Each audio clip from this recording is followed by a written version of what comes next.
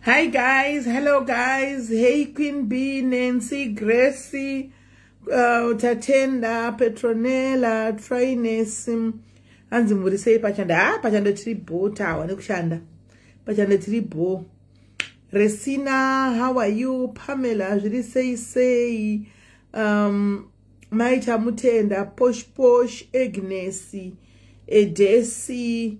We are guys, we are mamo. Where's my paida? Murisei my paida. We are teens, we guys. Panning your heads, Ruma streets, Muzanetsa. We are teens, we are teens. Move a money take it out, Neta, Masende Kiwi. Ave awia. Mbe mani tegera onetsa iwacho ave awia neti murawo rese riverash kapano. Yes guys, how are you guys? Muri boyere titi jirise inokutula, how are you? Noku aloho farai biziban, how are you? Azima kamaru wala show shamwari. Okay, unoza kushanda kwa shona soga unoza kana kushawa time kuya pano. Okay, neta yaripo, neta masendeke hands, I am here. Right, neta masendeke hands. Damn.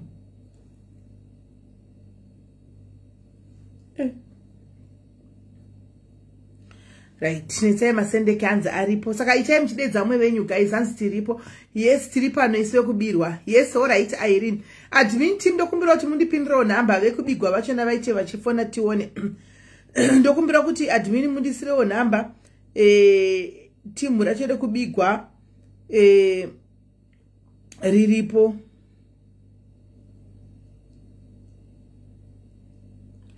Right. So guys, muri say guys, I missed you so much. Yes, Tatenda chemuse jiri say I missed you so much guys. Kutokusua icheko guys. Kutokusua icheko chaiko. Kutokusua as anyway entertainment ndenji ngokupai guys. No kubikira zvimaskits zvangu. 2 minutes pandongo tsikabasa nenda zvimaskits zvangu ndisenda kukandira musana mchina kigwa zvindoenda kubasa. Andichika. Team SA, are you ready? Team SA, are you ready? Team SA. Are you ready, Team SA? Team SA, ma muri boy, Team SA, are you ready for us? Maiwa makandidana kumugido wenyu ka Team SA. Makandidana kumugido wenyu. Madeza aswedera. I hope. Muri esile too. Admin, how are you? Hans paketeni. Paketeni. Paketeni. Iro li chambolo jo paketeni. Guys, je paketeni bondire guys. Guys, mposho fanya iro li. Ndakangwana voriri muno guys ruri kide. Ndakasiwana unagara panera ndakangwana riripo ndikangwenga muri wacho garisia riripo. Ndakazongorisia riripo ina ndinenangu kete ndiri kumusoro kasi kuti nguye kumbozorifekera plazi. Akatosiyana makete nacho na makete ndinaone kete ndiri zvakatosiyana saka ndakati kaningosiya zviripo tozozviona paleta kuti zvinofamba sei. Right. Are you ready, guys? Hands, we are ready na PC pa South Africa pa guys. Team SA, I'm gonna see you soon, guys. Change chifara tese chamba maspika tese andika gadzirirai Team SA gadzirirai tinenge tiripo tichauya tunyanso kutamba tese tunyanso kufara anditika timbo yanso kufara. Hey, that Zimchik, how are you? Are you okay? Long time. We are ku Joburg, man. That Zimchik, come to Joburg. We are ku Joburg. Hands rakana kaondoka naka ereketi ndiro. Even. Yes, can patience precious. Right. Chiriko mbovamba sei pane vanhu tu apa. Pana netsai ari kuti ndiripo. Pota sibongila kuti ndiripo. Chiriko mbovamba sei apa nyaya yacho. Right. Anyway, so guys taungana pana paka guys ka kuti titaure nyaya. Hey, venting out section. Ndati titaure nyaya iyauya kuseri nyaya yangu iyauya vanhu vari kuti vaka create kwa group rekunzi kunoendwa ku Poland. Asi ku Poland kwaiburitsa mari dzakashreba asi hakuna Poland yakazoindwa vanoti vakablockwa nanetsai ushu antika so indati okay no problem semunhu anenge ari busy nechikura kuvhura kuno kumangwana saka business kura nhasi natiri business kura nhasi anomaona zvokunotenga stage mazvinhu zvazvichidiwa nechichichi saka ndikati regai ndingokanda post ndomutega ndokanda picture yake achaudziwa kuti uri kutsvagwako handisi kuzikanda caption because handisana yatsonzwa nyaya both sides. Saka nangori kanda ipapo nikati achaona chauya sezvinewo pandazodongorera post after 2 hours ndatoona mu comment section vari kutodi vari kuti atori mo detsai uya vari kutonesana mu comment section ndikati good. Saka nyaya yodini yochinaka because kwatozoya vanhu vakati one day kuseri pa after that post yaya kwatozoya vanhu vakati one day kuseri vachikomplaina kuti vakatorerwawo mari yacho inenge ndosva kuma 1 point chakadaro million if I'm not mistaken, right? So right now sati da kutaura zvakawanda because atisati yansodzwa nyaya, toda kuzwa nyaya from both sides, right? Saka tikukumbira kuti Netsai, if you are there, can you please join the live? Send a request ndiku Ed, and then avo vekubirwa vese vari kuti vakabirwa avo muchafona panhamba idzo dziri apo antika muchinyatsobvunza sezvo muri kutaka kublokai. I'm happy she's here. Anmona saka mubva manyatsokubvunza mubvunzo muchitaura naye pano muchipindirana pano takateerera tese. Handiti guys tichinzwa nyaya yacho takamira sei. Saka ndikushamisika ndikuona mwana kwaNgoma ari kutiwo handisi kuisa kuti munhu aneka kuti zviri kufamba sei panyaya iyi antimona. So chiedhai palive apa ndikuedhai mese muri 2 antika Netsai nemwana kwaNgoma uchu chiedhai ndikuedhai so that ava makabira ava vodini vochifona. Sorry here, you could have a because do go to the so far. Right, that's how do I join? All right. At least wakati changam ni say chaka changam anakupus. Duku Eda Netsai. Chimo Eda, Dovanda Eda Hensley. Hi Angu Tindo. Long time. How are you, Angu Tindo? Tindo I was so kwatiri ungori tendai. Uri Tindo mfana wedu. How are you, Tindo? Long time. Tinenge tiri pajoni apa manje pajobek. Right, hands out do I lose my Eda Netsai. Let's hope you no pin. I'm trying to add you. Kutsha kueda. Hanzina either ndukwaza netibodi. Kuregere kujaija ako sadza wangu. Zvidyire samo tiri pajaita. Asi guys amusikumbotaura kuti simeli mationde ibija. Amusura ndatidzikire. Guys musadaro. Saka musikunyatondora ndatidzikire ipapa. Kuti muri kuda kungotinyepedzera kusungaira guys. Kokumboti asimati kancane nje. Kuti mangoti kancane. Munogwadziwa nei? Amusikuona ndatidzikire kancane. Ya, ati nokuona Tindo manje tiri pajosa apa. Ndatidzikire guys. Ndikutoona kuti zvikutonyanza kuita kuchiwo guys ndakasiyana zvestachishi. Pamunhu achita mara eating competition aya anochita aiwa ndezve comedy chete. Anditombotyi. Ndikukuedha kwaigara renyu rinoonda iri. Rinofanwa kutoonda. Kwena maivi. Asi amaivi musadaro. Hamusikura kuti ndatisvepete imbijani. Acha hamusikura maivi. Ndasiri mawan bijani. Kambijana kancane chete bijani. Litunyana so. Kancane bijani.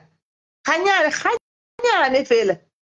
Hanzisiveli yevulo straight. Yeah, thank you zvako melodiwe. Thank you. Garofa utodona. Right, ndikutaka kumuedha Netsai. I don't know what's going on Netsai. All right. Ganiti Netsai also ndisikuza kuti chende chioniso ka you are a joy killer. Kwanze kwanza mejoy killer. All right. Chiri kuitika ndechekudai so guys. Musikana arikuona kuti hasi kukwanisa kukwira apa. Ndikutaka kumuedha.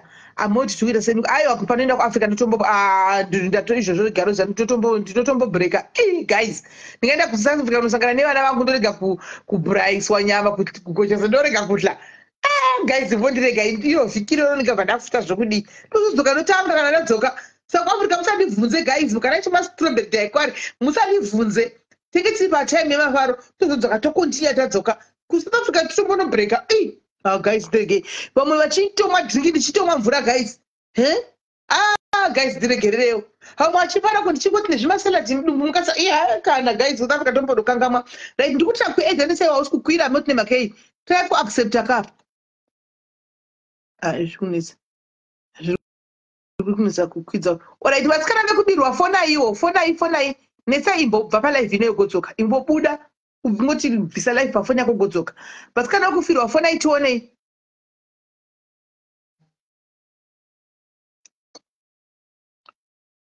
Fonai tionei rikaiti mbofona vamwe vacho vatanga kutibata. Andibata ndiwo ari kuno kuUK. Bata vakabekwa.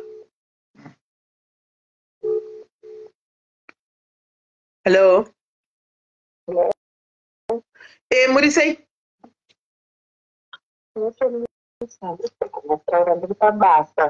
Muri kubasa? Saka usitema vamwe varipo vacho vapinde because ini akana varipo toda tinyaya chomutaure kana Netsai aripo. Udzanai gurupu kuti vauye vafoni tione. strawberry daikwiri votiseka zvakasiyana voti strawberry daikwira nai. Strawberry daikwira nai chiva chadzakasa kuimwa. Iyaiti. Right.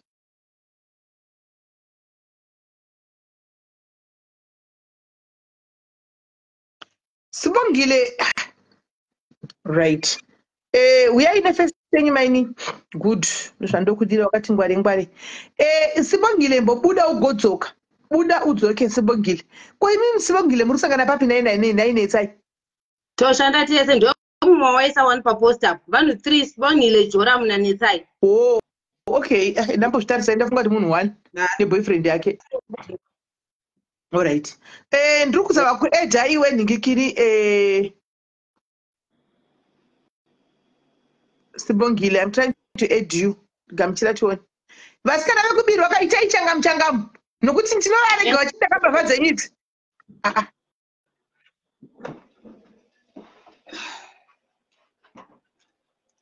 Right.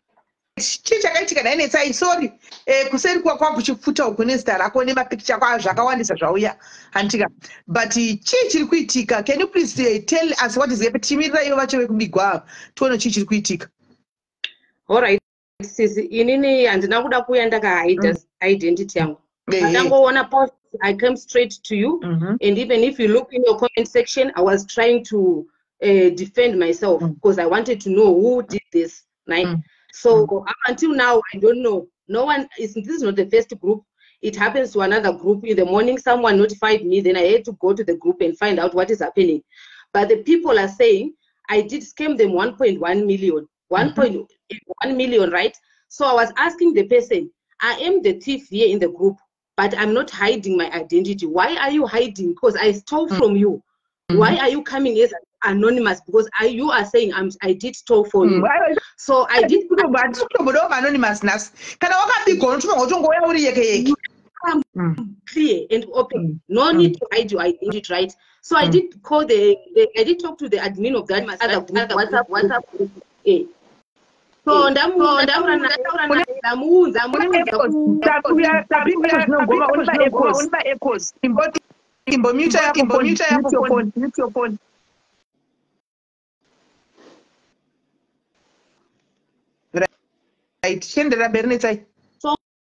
Maxine, that's what happened to the other group here, Hani, Sind or something like that. So I talked to the lady, to the admin, I talked to her through WhatsApp. I added him group permits. Then she heard what is happening. Then she did go back to Facebook. I can delete my post because I'm a proof of what is really happening and who are these people, right? So after deleting the post page, those same people are the people that posted or talked to you, and you bring the post here. And I was hurt because you didn't even come to me and ask what is happening. I was just shocked to see my photo and my other people's photo on your page. Then I was asking the people, explain to me, come open, don't hide your identity. What did I do to you? How did I scam you? Because let me tell you what I'm doing. That started last year. I have connection in Poland. That I won't lie to you. I have work permits with me. Ndinobatsira truck drivers kutsvaga basa because I have someone are in Poland anoshanda pakambani eida truck drivers. I have my permits nevanhu vandakaitisa my permits. I have them now, even today, with their charts, the day they started, the day they did everything. So what I charge is 5,000 rand. I charge 5,000 rand kukutsvagira basa. Then you get your work permit. So it was 2,500. Hold on. Hello. Hi, Mele. How are you? I'm very well, and how are you? No far shadow. Complained. Mruko say direct number. Yes, please. Mali kuita WhatsApp ino kwa ipedze here mari. Oh, inoita WhatsApp. Chindai WhatsApp fana ni WhatsApp because mungarowa big up. International call mungarowa big, all right. Endera mbere vachifona avo. So inini ndakatanga kubatsira truck drivers, that was last year. Ndichivachaja 5,000 rand. You pay 2.5 first, right? Wabhadhara 2.5 yako ndosendera madocuments ako ndomasenda kuPoland. Kana ndamasenda kuPoland, work permit yako inotumirwa kwandiri. I've got a lot of people that I helped last year. I have proof Nema payments actually I don't delete chats, even my payments, everything I do have in my chats, in my WhatsApp chats. Vanhu vese vari kuti vakablockwa ndoda kuti vakupe ma-screenshot vauye nawo pano, whoever that I blocked, especially the people from UK. I want their screenshots anoratidza kuti ndakavablocker. I want the screenshot that shows I don't want to pay them back. So what happened now after this truck driver thing? I was helping truck drivers, right? Then I get this other opportunity of helping hospitality people. So we were taibatsirwa as a group of people. Taisabatsira ma individuals like one zvataita last year kuma truck drivers. So right now ndakabva ndatanga kuti okay, we have a group of people vari kudiwa ku Poland, right? Ndatsvaga vanhu ivavo group of people takasubmita zvinhu zvedu, mari handina kuchinja, handiti ndakanamba iri 5,000 iyoyo. Ndakasubmita ma-documents ku Poland. Ndobva pamawanikwa fake document, ma-fake license akasubmitwa nevamwe vanhu vanga vari process. So after, because if you send something fake overseas, they do verify. We send our documents, my files, they send my CVs and everything. They go for translation first because of English language. They translate all the documents to their language. Understand my documents are they original? Are they not?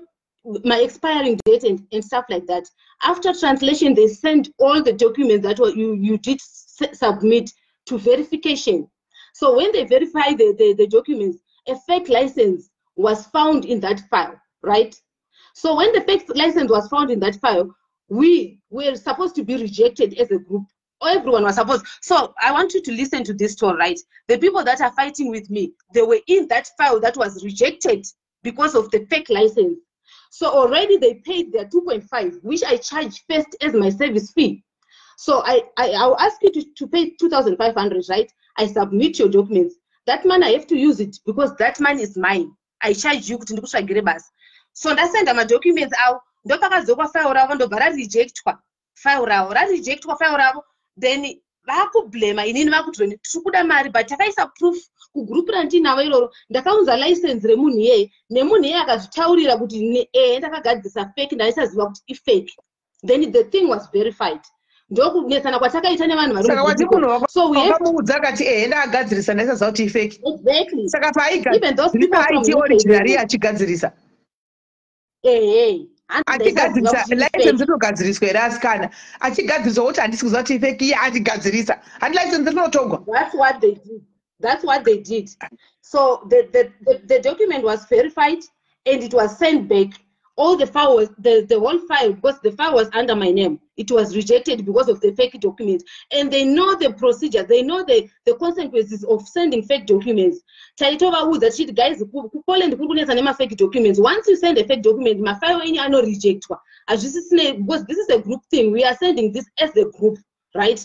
So now they are blaming me that iwewe unoziva kuti waishanda nemunhu wefake document saka makadya mari dzedu. You don't understand at all. Handina munhu wandakabloka kana kuti asendova ndavati okay guys, I'm not saying I'm not going to pay you. I will pay your money back because neni kutodya mari yemunhu handikudi. So wait for these people vachiri muprocess vachiri kuendera mberi pavanopay those balances of 2.5. I will repay you guys. I will pay you back your money, your 2.5. But still now there is a group of people vakamirira kuenda vakamirira mapayments right now. They are fighting because ivo vakaita madrop outs, right? Because we were asked to continue but paying a certain amount of money, right, to pay for the fine and for our own work payments, right? And the documents came from Poland. I have the documents and the company name and the contacts, everything. Then I send it to the group. Because my forms, anyhow we apply my work permits. You have to sign my forms. You have to send a back copy to Poland. Then I drop out now. We must take documents here. Akabva send email ku Capitec account yangu yaive yakaholda mari yakawanda ibviswa nevanhu iyoyo. My Capitec account right now, I don't have access to my account. They reported my account against fraud. My Capitec account, I didn't even go to police to report this. And Capitec, they asked me to bring affidavit from the police, all documents that shows what I'm doing, everything. I take my documents, everything for the company, and I did go to the police. I take the affidavit and whatever they asked me to bring at the branch of Capitec, I did that. When I take the things, now I'm in the process of Capitec account because that Capitec account is holding money. And even when UK, they know everything. kana ndichipinda muCapitec so ndinoita video call because ndichida kuvaprova kuti vaone kuti mari yakavharirwa muCapitec. Ma-emails ekubva kuCapitec ekuti munhu akati akareport account yako fraud, so your account just because you're a foreigner is under investigation. Ndinopinda muCapitec, I do my video calls ndirimo ndichirekodha vanhu vemuCapitec vasingaona, ndichida kuprova, ndichitaura nevanhu vemuCapitec kubranch ndaenda, ndichida kuvaratidza kuti account yangu yakavharwa. And the proof, they have all the proofs. Ndiri kupolice cheko ndinoisa video pafoni, ndinoisa pasilent kuti ndiprove vanhu vangu kuti ndo zvandiri kuita, ndiri kufambira nyaya dzemuCapitec. So now they are saying inini ndiri kunyepa kuti Capitec yakavharwa, mari dzevanhu dzakavharwa muCapitec. It's all a lie. But proof, even iwe wakanditi ndunze proof, I don't know how to send the proof here. My videos eCapitec, my videos epolice, I can send everything here so that you can see. Saka ma video yamita musore kuti vanhu vachitaura here veCapitec. Exactly. Ndichitotaura conversation nemunhu vachitofonera head office ndirimo, ndichitotaura nditoshuta branch rese kuratidza kuti ndiri mukati meCapitec, ndinovasendera. But these people, they are just evil. They have evil minds. Varoda kungondidestroy, kungoratidza kuti inini handina zvandinokwanisa kuita, because they are hate now. Vakona kuti kune vamwe vanhu vane maforms akatobuda, they did apply for their permits and they are waiting for their permits. So they are hate now kuti vamwe vanhu vakuenda isusu takaita drop out tichifunga kuti pamwe zvedu hazviite.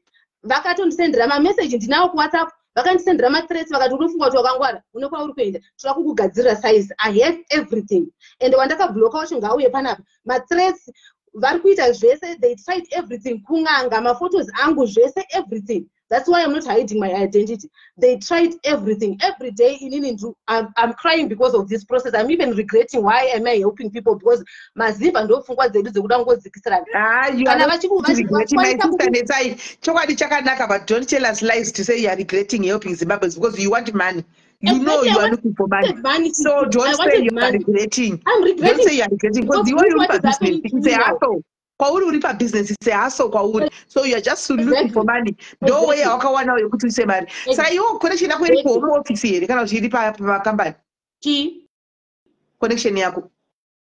Connection yangu right now itori ku company direct. Vamwe vanhu vatori ku group ireka chinda ku company ikoko. Ku company even my truck drivers work permit kabuda unotonga ushoenda pa company ipapo ndopo unongo uchiona, unongo ushoenda ipapo pa company kunoshandireko, kwete kuti kana wapinda muPoland wakundotanga kutsvagara mebasa kana kuti unongo ushoenda pa company ipapo direct. Saka pa company vapa vanenge vachita nezvei?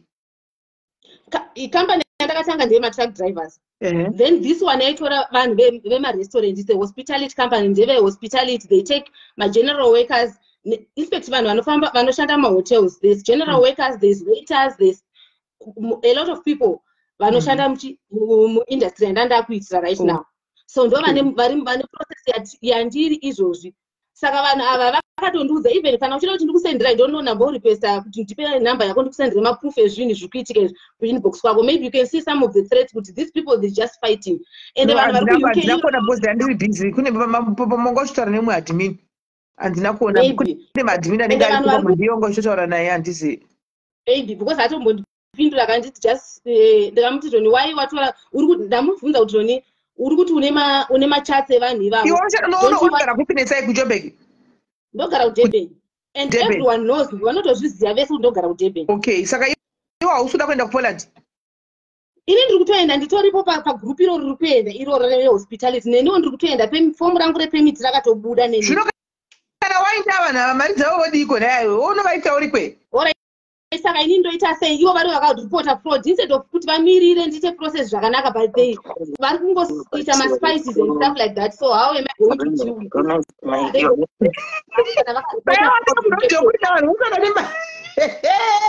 Hey, Netsai guys, Mario Sara. Vakapusa ndiri kukunyepesa because vakadzinga hold on. Musaisa parafini muri kundinzwa.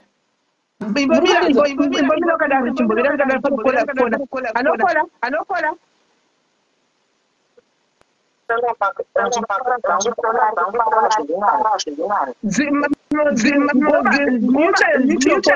Yes, Nicola ASA takugamuchirai pachirongwa chepanapa paNetsai makananga Poland. Ndiyo Netsai wedu. Netsai wedu uyu naiye. Ndepekudaiso. Anga negrupu rekutanga pataka from January. achitanga nyaya yekuenda kuPoland. Patakapinda mugrupu akati grupu riri kuvharwa kwasara vanhu 8 and in 3 months time vanhu munenge maenda. Joining fee is 2,500. Then another 2,500 munoibhadhara mapeta abuda. Right. After that aiziva zviri kudiwa uko. Zvinhu zvake patiri kuti isusu zvanga zvisiri legit.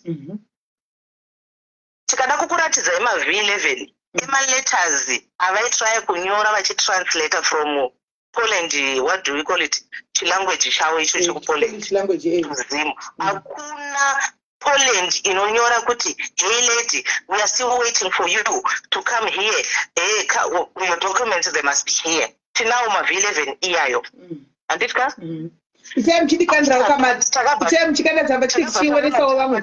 Itai muchisa V11 chichionesawo vamwe vaone V11 yakanzi hey madam, we are still waiting for you. Itai muchidikandira And then the other issue ndeyekuti akatora iye fake document emasawira ake vakazenge vakuchitukana nemasawira ake. A fake driver's license. Ndobva zvaiswa mukati paisubmitwa mazita evanhu 50. Muri kunzwa? Because panga pane group evanhu 50 nere100. Hey, vanhu 50 nere100, okay. Yes. So tadaro tikati iwewe unoziva kuti these are fake document. How come kuti iwe unotora document riri fake uchiriendesa? Zvikanzi pakudiwa mafind. Vanhu ndobva vabhadhariswa mafind. Aiva equivalent to 148 mari yekuPoland. 148 euro, whatever, meno koko. Munhu umwe neumwe. Saka kunoku vanhu vaibhadhara ari ma3,000 something. Muri kunzwa? On top of 2.5 yavanzi tanga yemabhadhara. Vanhu ndobva vabhadhara mari idzodzo. Zvikanzi tabhadhara mafind. Okay, takuita imwe procedure. Takuda ma2.5 vai vasina kupedza kubhadhara ma2.5. Tigadzirisa mapemiti enyu auye. Hakuna munhu akambopiwa email yekunzi sendai zvinhu kukambani semaziro atinoita. Zvinhu zvakasina kudaro. Hapana patakambonzi sendai maPDF kukambani, zvinhu zvavo zvanga zviri zveWhatsApp chat. Tikati alright, kumari dzamuri kungoramba muchiti tipei kwakudiwa mari yakati, mari dzeidedzerwa. Until now vabvunze kuti havasi kudedzera ma4.5 here kuvanhu. 200 and something thousand. Saka pari kudiwa mapenalty ebhenki echi vabvunze kuti havasi kuzviziva. Penalty ebhenki. Just ndipindurawo naiwe. Penalty ebhenki ndeipi madam muri kutaura ipi? Bhengi rakakubvunza penalty kana tichiri kushandira tichiri kufambira nyaya yekuCapitec yemari yakavharwa muCapitec, penalty ebhenki makabhadhara kunani? Sisimeli, can I come to your inbox ndikusendere ka notification ke invoice yavakagadzira vega nana Jerome. Tine voice note yacho yava explain about 200 and something thousand. Muonai muri pafoni ipapo muchitaura neni antika ingodzokera back antika kana zviri mufoni menyu mubva mangosenda pa contact yangu. Alright, let me do that. Sisimeli. Achisenda zvakusenda kwamuri ari kuti hanzi inini ndinotaura naHR nditika HR through WhatsApp. Ndofunga munhu wese anoita zvekuenda kuPoland, even matruck driver chavo anointerviewa paWhatsApp. So these people what they don't believe process hanzi iwe uri kutaurira nevanhu paWhatsApp, why are they not sending you emails or something to show you? Ndinotaura naHR paWhatsApp, ndovasendera maproof screenshot zvese everything zvandenge ndichitaura because I wanted to be open. Vakamboendesa une vanhu vakamboendesa here phone number ye1 ambotudzoku chakaendere handizive kuti varimo here muFacebook because zvinhu zveFacebook vanwanzozvipa zvangomazita chete nemanhamba iwa tinovabata tinotofona direct line chai. Okay, I can give you the number. Ndokupa ipapa here kana kuti senda pa WhatsApp yangu ipapa. Pa WhatsApp number yakanzi +44 iri pasi. Irapo Okay, let me send you nema premise acho I'm going to send you WhatsApp ko kunene manhamba evanhu ndakaitira. Sendere itone. Munhu ngasendere zvake. Senda imasendere mata. But muchiri kutsvaga. All right. So ndichisecha tichitaura tapedza kudaro tikati isusu mari dzamakuramba muchitaura dzakutiremera every mid-month.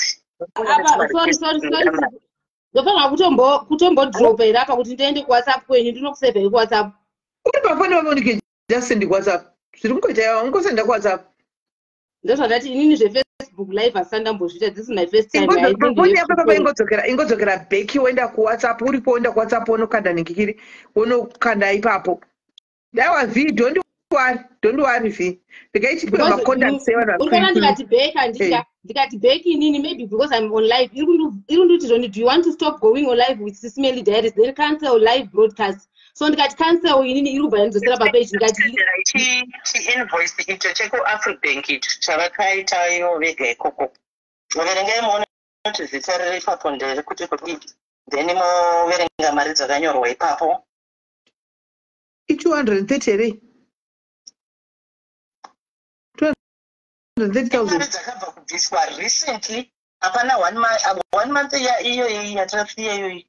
Imari dzakabviswa nevanhu vachidzibhadharai mari idzodzidzi.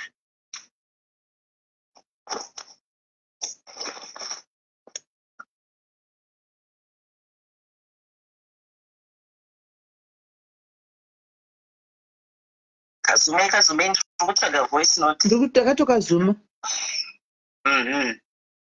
Kazume muchanzwa Joramu wacho achizotaura achitsigira nyaya iyoyo yeka-voice note. Ne-voice note.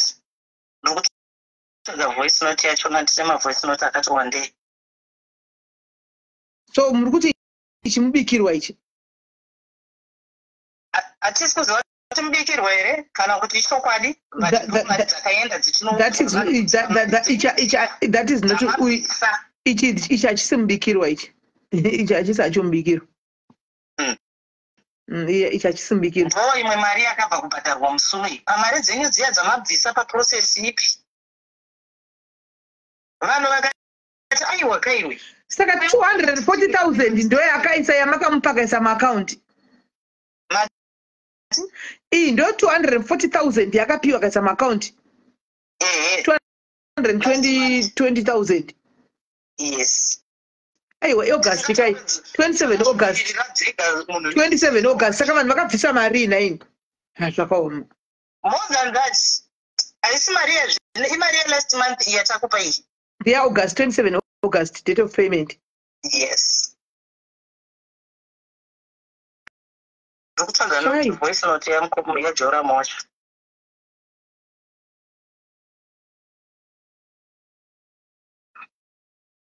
Okay, tione voice note. Kuti muzoi. Itai voice note. Then vazotaura kuti zviri kunzi chii. But chavandipa chandotatsimbikirwa, it's just a transaction. Ingori slip yebank itozati kwakabhadharwa mari kubank. Notification inonzi proof of payment. All right.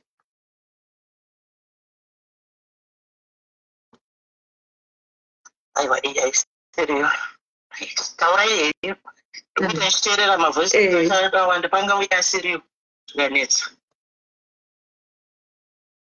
Ndikuzama kuedha iwewe nikikiri haisi kupinda nzani. Sibongile. Buda udzoke. Mbobuda palive ugodzoka. Haisi kubuda. Hello dear. Peter, how are you? Hello, Sismeli. Yes, kuri sei. Ndiri right. Sismeli, ndoda kungokomenta kuti one kana ma-applications achiitwa anditi kungave kunze kwenyika kana kuti kupi, you apply majobs, they are assessed individually, not as a group. Yeah. So I'm surprised kuti hapana ambotaurawo kuna musikana anga aripoyo kuti license yemunhu one ingadeclinise 50 applications here evanhu just because of one application, because we are assessed individually, not as a group. Ndo chinhu chekutanga. Chechi2 vanhu vakabhadhara ma2.5 each kuti vatangirwe process, but amai ava vataura ivo kuti takazobhadhara mari yekuti iswe kubhenki zvizonzwi kuaccount yake nekudii handiti, but that money and it was on top of what was paid already. And musikana uyu haana kujustifya why mari iyo yakabhadharwa.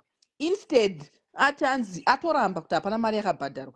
Receipt can be true kuti inenge iri yekubank account, but how do you know kuti that's the real no mari receipt ndeye proof of payment. Receipt is the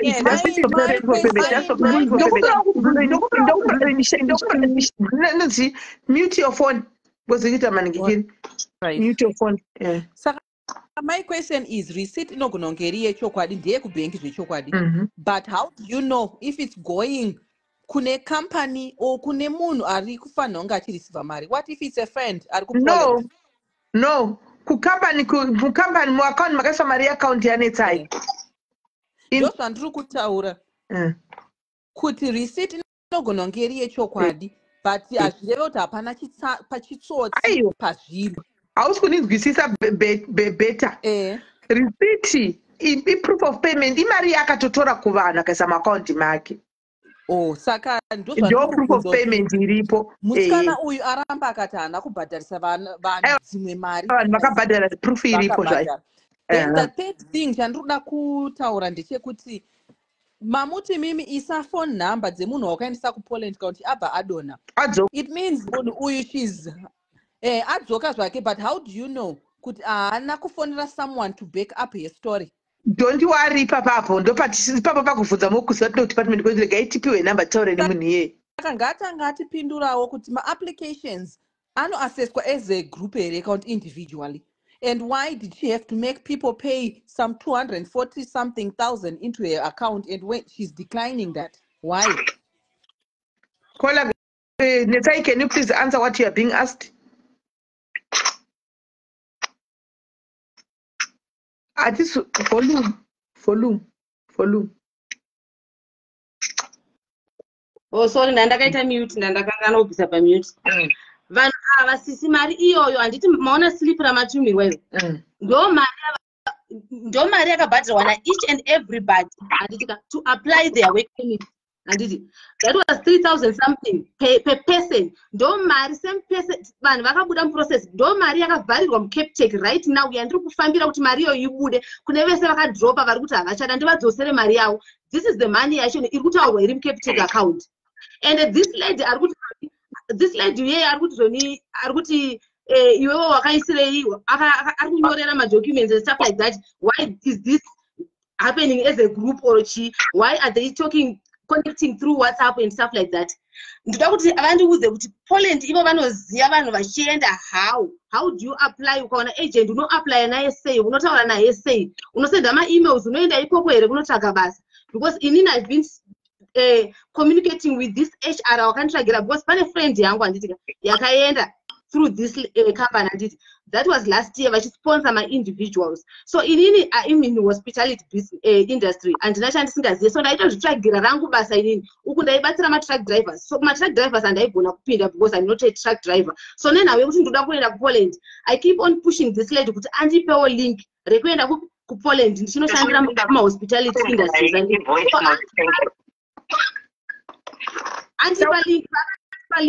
Pakandipa link handitika andipa link ndakarequesta kutaura nani na HR ndo pakanditi what we are doing right now takusponsor as groups not as individuals, because sponsor my individuals is costing the company. So this year we are sponsoring my groups. If you want to submit your papers, you must be a group of 10 and above.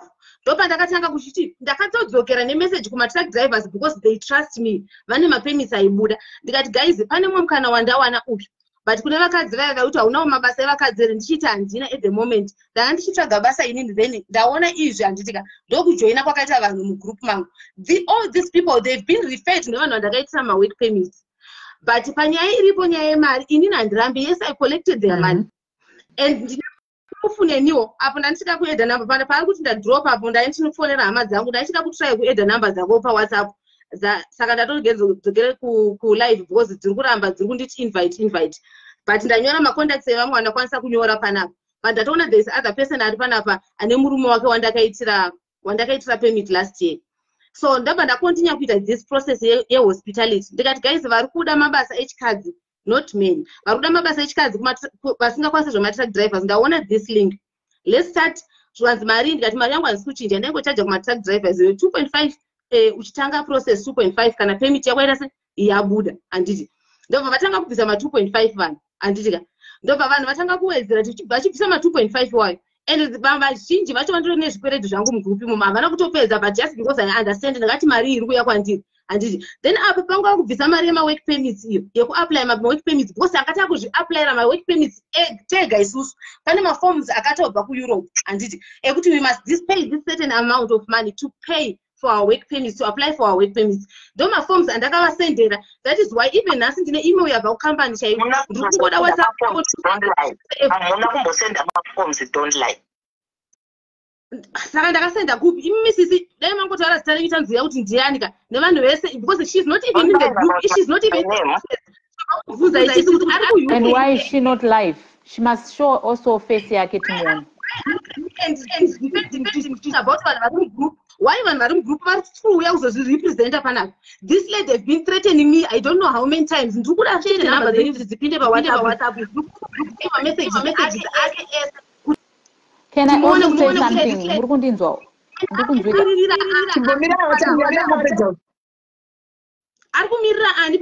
Because already she's in UK. Let them show themselves. They don't have to hide. Why are they hiding? This one is not even in the UK. This one is in SA. Okay, maybe I found a number in SA, but UK. So we want the name because even my name is reviewed. I'm not saying this is Spongile Goma Joram. I request and honor Joram, the other guy I request to move a delight. My name is my this is Abuda and Abuda. So that the Kanabaka Biro million is a show I hide. Druda contributed that million in a group of 100 and a group of 50. Let them all come here. Facebook, let them check and talk for themselves. Let them talk. Why is otherwise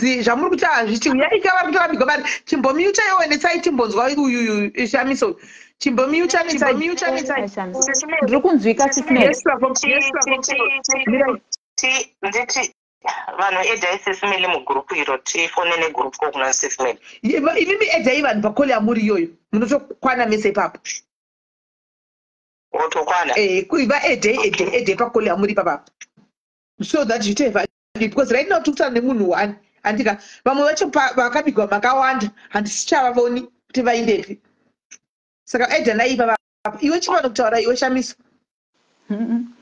not Shamiso Sibongile.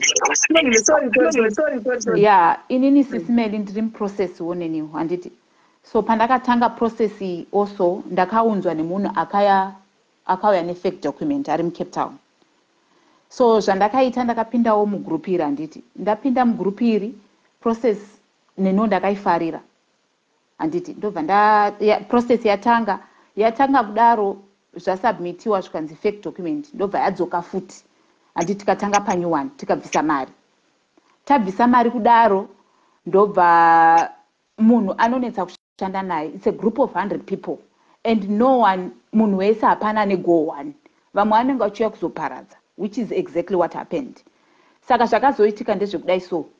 Fake document rauya tatanga process pa-new one. Tatanga process vanhu vakatanga kudhauta. Vatanga kudhauta vanhu kuti no, this is a scam. Tikaramba chindira mberi. Ndichangopinda futi mugroup pakanzi panodawo ma-admin. This lady handimuzivi netsai. So papa ne group A indakazopinda mugroup B. Pari kutsvagwa admin ndobva ndasharudziwa kuita admin ndobva ndapinda as an admin. Ndapinda as an admin, the process is going fine. Tatanga futi mwe process kwapinda futi vamwe vanhu.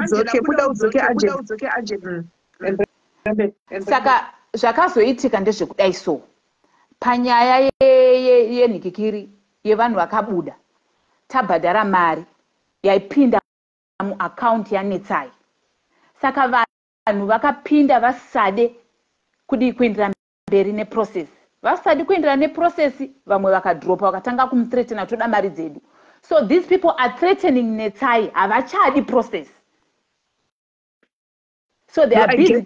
I get you. Inini, I'm still in the process. My forms akauya. I'm the one person angashita my forms acho. Takaramba ne my forms because we know kuti muni mtemano di. Takango senda a screenshot of a form rakabva rabharangadziwa rikabva radoonekwa kuti tiri kuenda kukampani yakati vakatanga kunyora maemails. Maforms ndindakaita handisitomboda kunyepa.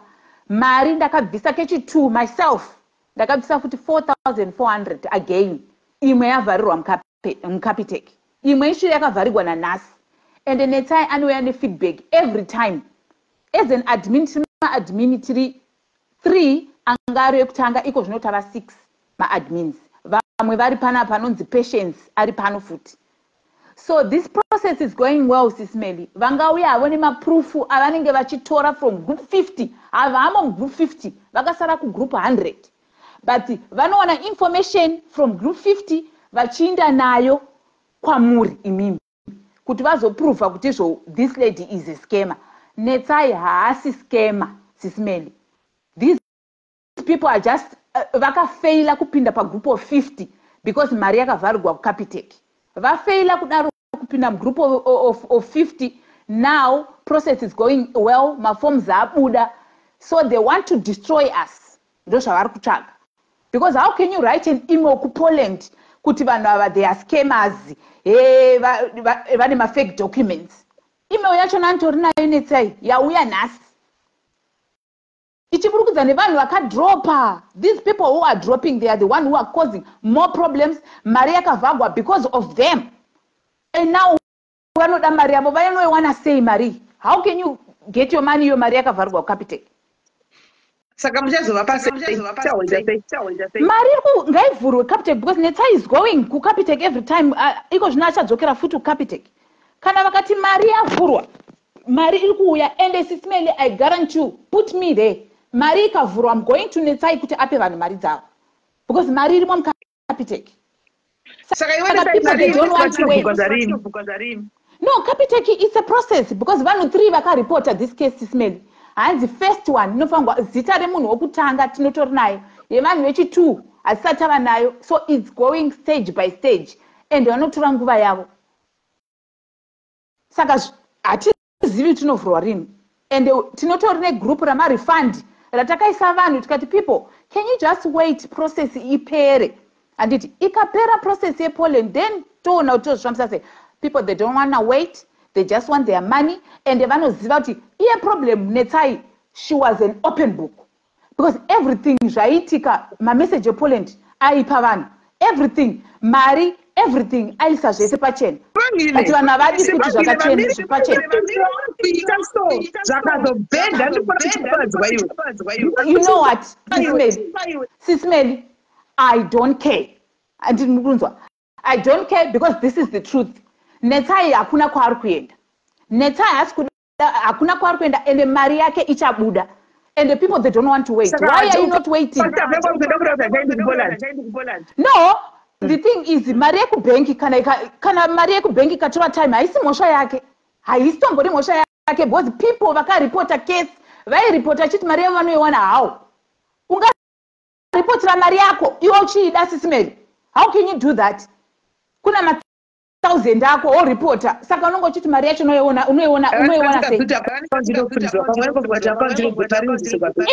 Vaizvungatanzosegwa mari. Saka vanoda kuti Netsai aite sei, all right? Aiwanepi mari yakafriziwa kubank? Zvimwe zvinhu zviri kungoitiwa navanhu, so unotoshaya kuti vanofunga sei. Sismeli, kana opportunity yekuti tiende kuPoland yasvika, anditi there's nothing we can do. Isusu Sismeli, we can come to you and guarantee you kuti mari taenda kuPoland. Kana tikaenda, we giving you money back. We coming through you tichidzosera vanhu mari dzavo. We're not running away. We're not running away. No, I'm not saying, Sismeli. No, Sismeli, I'm just, you asking a question, I'm replying you. Anditi. Kana tiri muno, I'll hunt Netsai mari dzevanhu dzidzosero. Because there's nothing she can do now, because mari yacho hapana, yangu inini yangu, yakatovharigwawo. Ndobva ndatobhadhara imwe pamusoro. My money also. Inotorimo yakatovharigwawo kuCapitec ikoko. Tikatosacrifice, tikabhadhara imwe mari. Saka mari yacho inobuda sei vanhu vachingoripota. Honai vachiramba email kuPoland kuti zvitovharwa, munhu wese asaenda. saka manje poitwa sei pakadai vanhu vacho vanoda zviitwe sei? Okay, madha vane maproof avanawo, of course vane maproof, asi madha makabuda mega, hapana munhu akakubuditsai mugroup. Anditi makaona kuti it's a scam, mukaona kuti no, let me drop out, which is not bad. Anditi, but can you just wait for the process yemari bude vapiwe mari dzavo? That's all we asking. Zvekuzoisa vanhu pamafacebook zvokuisa vanhu pamabhindauko, I don't think it's fair. Maswera sei team Poland maswera sei ndinovimba munhu wesaswera zvakanaka kwaari handitika ndinovimba munhu wesaswera zvakanaka ndatumwa kuti ndizokupai update ezwa ranhasi tinoda kutenda nekufara kuti maforms edu takabudira kwasubmita musi weMonday company ikagamuchira maforms edu mune zvakanaka tikapirwa go ahead yekuti nhasi tinge tichibhadhara mari dzedze ma4400 ataiunganidza ndo atanzi tibhadhare pazuva ranhasi. So mari yazobhadharwa ma4400 yese mari iyoyeyo mukaitarisa inosvika pa220,000 ndo mari yatakaunganidza isusu tese handitika zvinhu izvo zvatiri kuita izvi hapana munhu akambozviitawo nesuwo tiri kutangawo kuzviita but tinenge tichingoshandisawo ruzivo rwedu nekufungidziro kwedu nekuona kuti apa I think tofamba so hapana munhu akambofamba nzira yatiri kufamba nayo iyi ende mari dzatiri kutora nezvazvo tiri kutora nyaya yemari dzakareba handiri muri kuona tiri kutora mari dzekuma200 something thousand right haisi mari shoma right saka tinoda kuti tinzwisisanepo papo takaitawo mamistakes atakaita atiri kuti tionesane nhasi tokorekta togadzirisa ipapo asi chakakosha ndechekuti mari yabhadhawa maforms edu yaenda process yedu iri kufamba zvakanaka ndo zvakakosha izvozvo zvasara tochionesana kunoko tochigadzirisana tega asi chakakosha mapepa edu aenda handitika right takaita mistake yekuti patakati ngatibhadhare ma4400 hatina kuisa allowance yemari yemabank charges hapana patinoti isusu mukacalculata munoona kuti tese 350 times 4400 inotipa 220,000 right mukatarisa proof of payment ndo mari yabhadhawa patobhadhawa 220,170 yatodarikira ne170 muri kusvika kuti yabva kubva 170 iyoyeyo handiri mukuzviona because 150 times 4400 is 220,000 but mari yabhadhawapo muri kuona kuti mari isvike iri yanga iri kudikana ikokoko taifanira kubhadhara 220,170 ndo mari yabhadhawapo right so macharges edu azotidhurira kusvika pa7,000 ndo mari yatidhurira macharges pamusoro pe220,170 tabhadhara 7,000 pamusoro yemabank charges right then apo yataishandisa kugadzirisa maforms edu because takatira kuti ngatichengetedze information yedu timboone kuti zvinhu zvedu hazvifambi here mune zvakanaka timboone kuti information ikasalika zvinhu zvedu hazvifambi zvakanaka here saka ndinoda kutenda kuti mastrategies atakaita put in place they've paid off because pari zvinezvi takakwanisa kusubmita takwanisa kubhadhara mari pasina mukochoro pasina incident pasina kuti pane zvimwe zvinhu zvazokonzeresa kuti titadze kuita zvatatoda kuita saka takachengetedza information tiri kuitira kuti process yedu ifambe zvakanaka timeke sure kuti information yedu yakachengetedzeka zvinhu zvedu zvafamba nemugwara rakanaka. That was the purpose takauti wanhu titumire information yenyu tokuisirai pamaforms ipapo zvakatiri kuchengetedza information it was for our own good zvazvakanakira isusu at the end company muchangoiziva muchazongoiziva vanhu wese handiti but kana mawork permit edu abuda zvanaka hapasina chichatitadzisa handiti zvinenge zvanaka handitika saka app yataishandisa kuita izvozvo inotenga online unoibhadharira mari app iyoyeyo Adobe app iyoyo inoita kuti tikwanise kuti iwe kangosaina signature papepa toitora tokwanisa kuiisa pafomu pako handitika inobhadharirwa mari takaibhadharira 450 pochiita futi like mari zhinji dzese dzaiserwa kwandiri nini right ende tikutaura nyaya yemari dzakareba guys.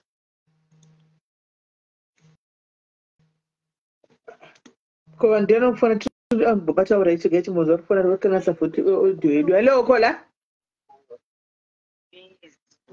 Hello. Kukumbira mujoin negroup call yatakufonera ina. Ora chimbocho right. Tinashirira audio right chega ndi group call. All right. I think why vanhu venyu muchiziva kuti who and who and who. Okay. Yes, for group call. Kana vari kufacebook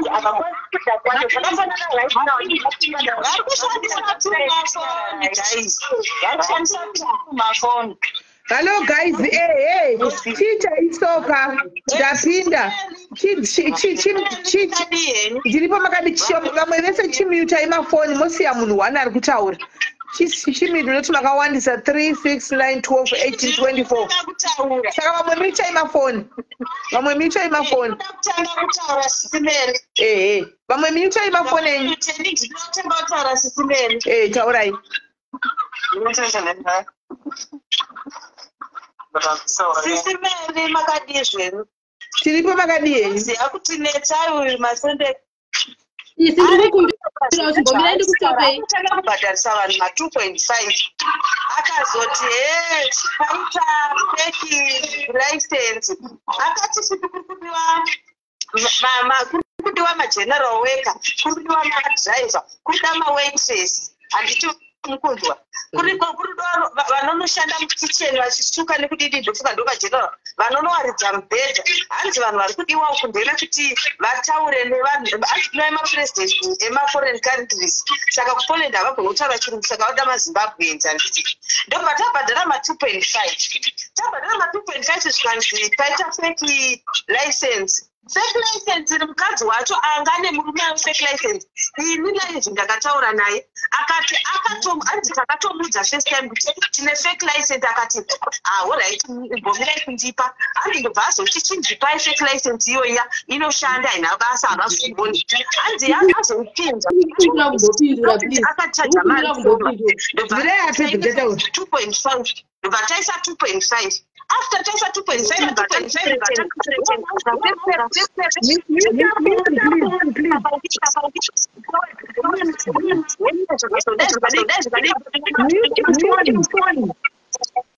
yeah. tikabhadhara ma2.9 after ma2.9 bhatabhadhara 400 asvika 400 tikabhadhara 450 mari yose yatabhadhara kune mufadzi uya almost kuma8.9 8.850 or 8.9 ari kunyepa kuti akabhadhara ma2.5 handi mukunzwa ende kana achitsanangura nyaya dzake ndichakutsvagira imaudio mamwe acho hanzi ndazotaura nadirector azengatizi zoti zvakati director akazoti zvaanototaura zvachona ende kana achitaura nevanhu anenge achikuretena vanhu sezvaanga achiita masikati muguu yei tondisapotai mukasanosapota zvinhu hazviite kubvira ndofunga muna february atingotaura nyaya imwe chete up to now hapana kana progress yatomboti yapo mukadzi uya aritaura kuti kune mapepa akauya mafoms akauya ari kunyepa hapana kana fomu ratirambouya kana rasainwa nemumwe munhu anonyepa atotiretenwa kuti isapotei I've got proof for that sisimeli ndokusenderai havana kana sendera vakabhadhara helping way havana kana sendera vakabhadhara vachiti mini panoona ndakataura naye akati ndakajoina mahara ini ndakazomutadzira vamwe vanhu vakawanda wokupinda saka mari yakangwandira inini pandiri ndakabhadhara almost 8.5 kwete 2.5 that's why takati process yake yanyanyisa ende uri kuramba uchitiwe kangoti inini pandakabhadhara sei your name tiri kuramba tichimbodzi mari yashota ye mari yazo ende kana tikati takuda mari yedu anorwara oti ndabatwa neflu apedza kurwara akati ndahekwa foni yangu apedza akati he ndazoblokerwa akaunti yangu anenge achirosa maexcuse each and every time. She's a big fat lie. Kola, do you mind telling us your name? Fake license. Am I shame? Okay.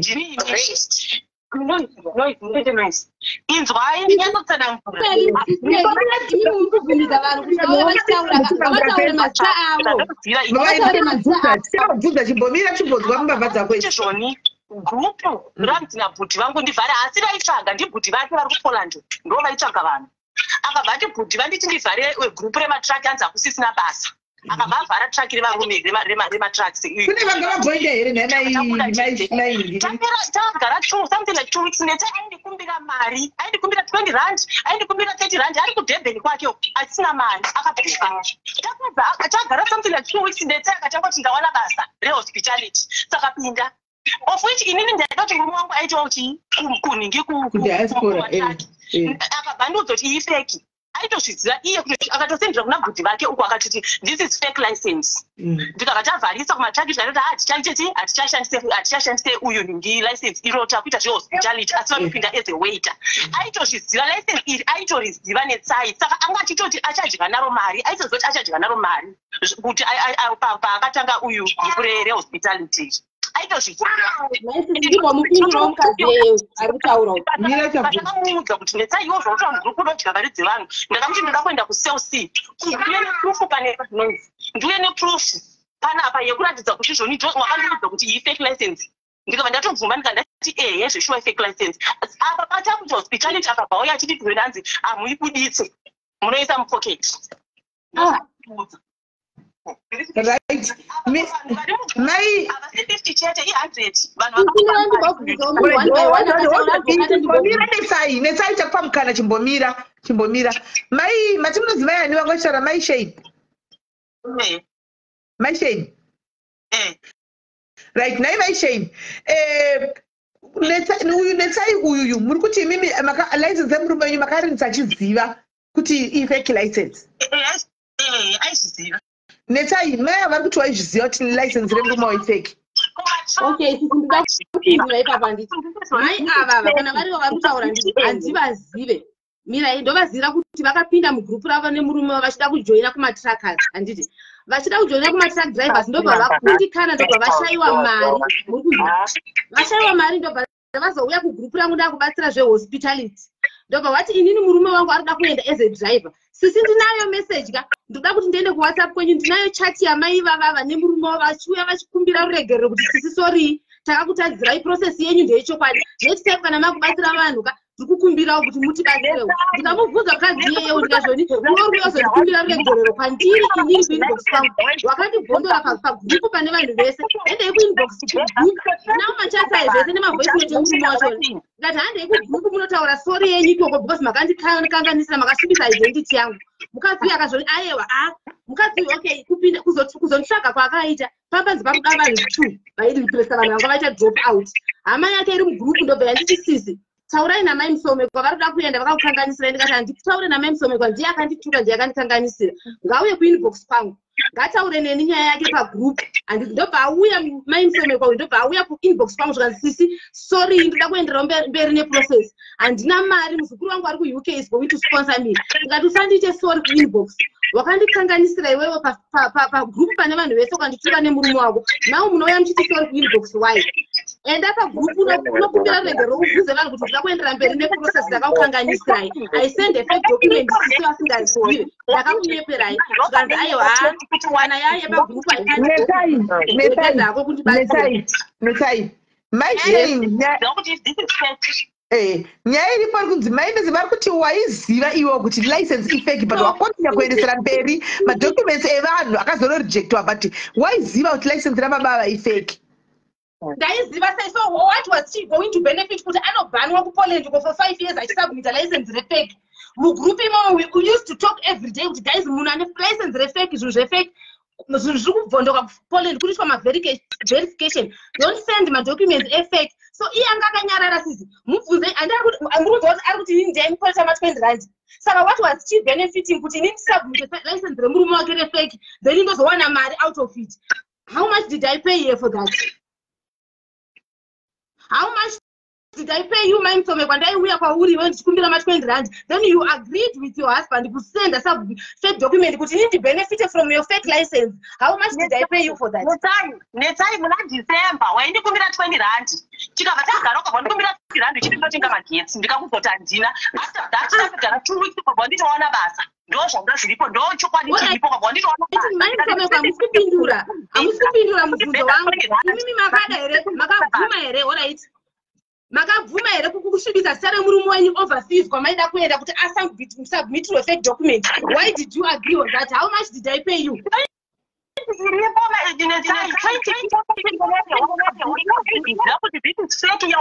kudya nayo mari yaurikufeki yaurikuzoti uri kudya nayo mari muvanhu ava vese vari panapa. Okay, right. Mai ava vaisheni vari kuti iwewe Netsai, you knew the license was fake. Imimi simo iwe mbonyara haisi yako. Iwe uri gadimiri. Ndoda kubvunza something kuti mai ava murume wavo ndivo vakanipinza mugroup. Handiti vaizondipinza zvinhu zvefeki sei mai vava ndo vakandipinza murume wavo ndokundidana kundipinza muri group irori vaizondipinza muzvinhu zvefeki nemhaka yei vachizati zvinhu zvacho hazvizvomaisheni imi maiziva sivo vasingazivani nanetsai ko makapa uyu kwenda chikunopinda mugrupu zvinhu zvekunyepa sei? Aiwa, sisimeli uyu akatiudza kuti musamuditse avari kuenda saweita takazoshamiswa after mwedzi 2 months akutibuditsai license. Saka uyu shamwari yenyu uyu uyu saweita akabva kuti waita ainyora saweita takazoshamisika kuti vanhu mafake yakangoramba ingori nziyo mugrupu vanenge vasabmita mafake license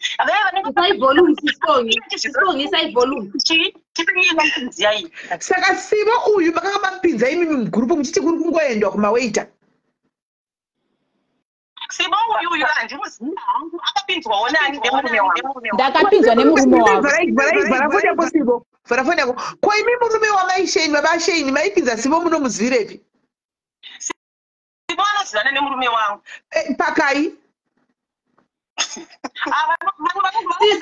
Let me tell you the truth here. Vanhu ava vanga vari muprocess yema-truck drivers. They believe in the process and they know kuti I was doing legit things. Havana kurifeya bongi chete. Vakatorifeya vamwe vanhu even now vakamirira mapermits.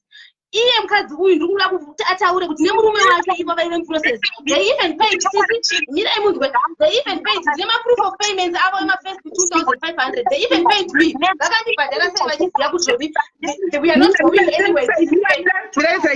Taurai maisheni. Sisimeli mirai ndikudzei. Kuziva zvandinoita bada ndiri mugrupu rematraki. Ndaiona vanhu vachiuya chiti mapermits abuda. Mapendo saka ndakamutrusta. Right, one down. Mirai. You need to refer. Antika, one down. Mama track. Mirai. Messing. Some mama tracks. Mama track. Makamuruku confirm. Kuna wakada musi kwenye matrack. Lema permits. Anyara. Arku control wani wangu ajewa. Na buti watu. Metaji. Aiwa, kunakuziva kuti mipamema muri mugrupu. Vakaita here mapermits, vakaitirwa mapermits here. Munhu wani wandaiona akati achiti zvepermit yangu yabuda akabva havasikundi vake here vari kupoland ivo netsai vacho. Aiwa, munhu wacho nei anotomuziva mukomana wacho anotomuziva maisheni. Kunyarara netsai unotaurisa. I'm sorry, but I get irritated. Unotaurisa. Chimbozi panguva yekunyarara timbobvunza tichibvunzawo isusu bani. Sisimeli chererai munhu. Chokwadi chiripo kuita chokwadi uyu bunda kuti vake bhuti noti iye asi ndetsvaga bhuti vake. Vakati kuti atsvage vanhu kuti awane mari achipiwa mari yokumatraki uko. Zvimatraki zvakabva zvapera uye akabva broka. Okay, all right. Mirai maisheni. Saka pamatraki tiri kuti akaita vanhu vakaenda kumatraki ndizvo vakaona permits. Zvataimuona uyu mupaningi papa mugrupu ratakatiri. Okay. Zvavhara izvo. But vange vanga vazoona kuti hakusisina zvematraki zvavharwa vakabva vamutiwo chivharawo group. All right. Zveshuwa.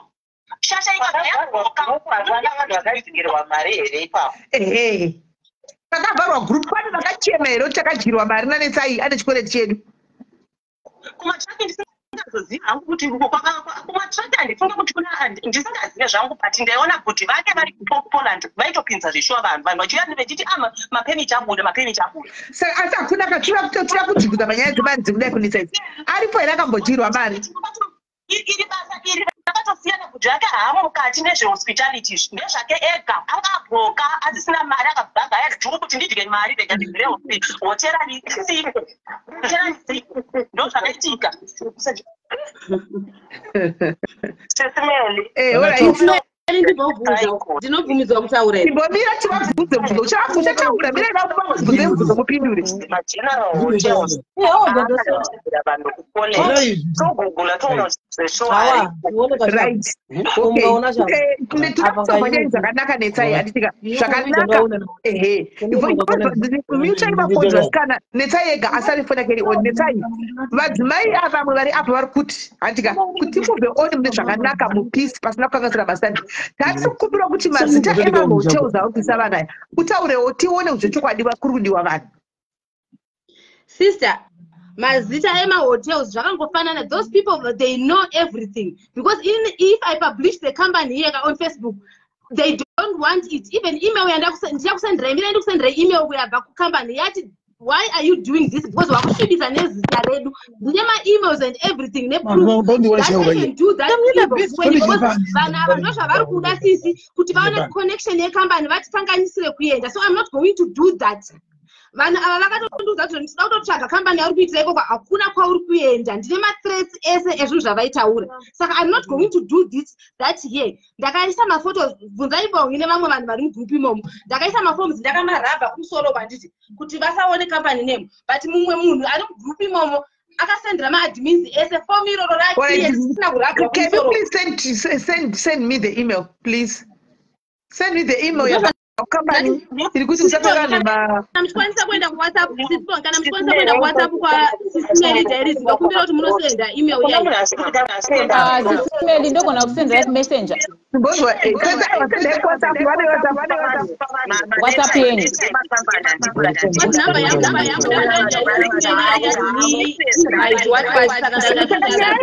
pandekudai so vanhu ava vari kuti alright hazviwa zvakutaura andika changosara nchekuti alright siseda handichakwanisa kuti tichienda tikukumbira kuti tidzosere mari dzedu hanzvadzi makadi ndivo joram here hanzvadza Lodrick murise ndimi joram he's not Joram, he's in the process also, but I don't know him. He's from Malawi, he's from Cape Town. Oh, from Malawi? Yes. Hey. Achimwene? Tribwino? Yes. Tribwino mrubwanji. Tribwino. Ziyamba njani? Okay. Can I just explain about this process? The process, yes? Yes. From the beginning, I was with these people. But unfortunately, these people drop off. The one start. There's another man called, he's in Cape Town. He's the one who sent a fake license. I was there already. It was a fake license. Even he come on the group and apologized to the group. Sorry, I did this. What even he sent that picture on the group. It's when everything starts, right? So after that, then we see, keep moving. The company sent us, they told us that if you want to proceed this process, you need to pay off on fine. We can't pay fine for you. We agree as a group. It's okay. Let's guys pay fine for ourselves. The company was the one who was asking you for the fine. What they said they want to reject after that fake document. The company asking you for fine after they got taking. Can you listen? Who was asking you for the fine? Sorry. Who was asking you for the fine? For the fine was asking from Poland. They were saying sorry. The company was asking you for the fine. Yes, they say if you wanna for this fake documents found out to Zondi, there's a fine which company must pay. Instead, we can't pay unless we reject all of you guys. Hold on. Can you hear me there? Hold on. Murikuti mimi home office yakati badarai fine kuti paita fake document. Sisi nyaya yakaitika ndekuti papezwa handiti tanga tiri in a group of people. Miraitinzwe. Sisi handiti it was a group of people handiti. So vanhu ava pandakasubmita madocuments avo handiti. They were in all documents were in one file under my name.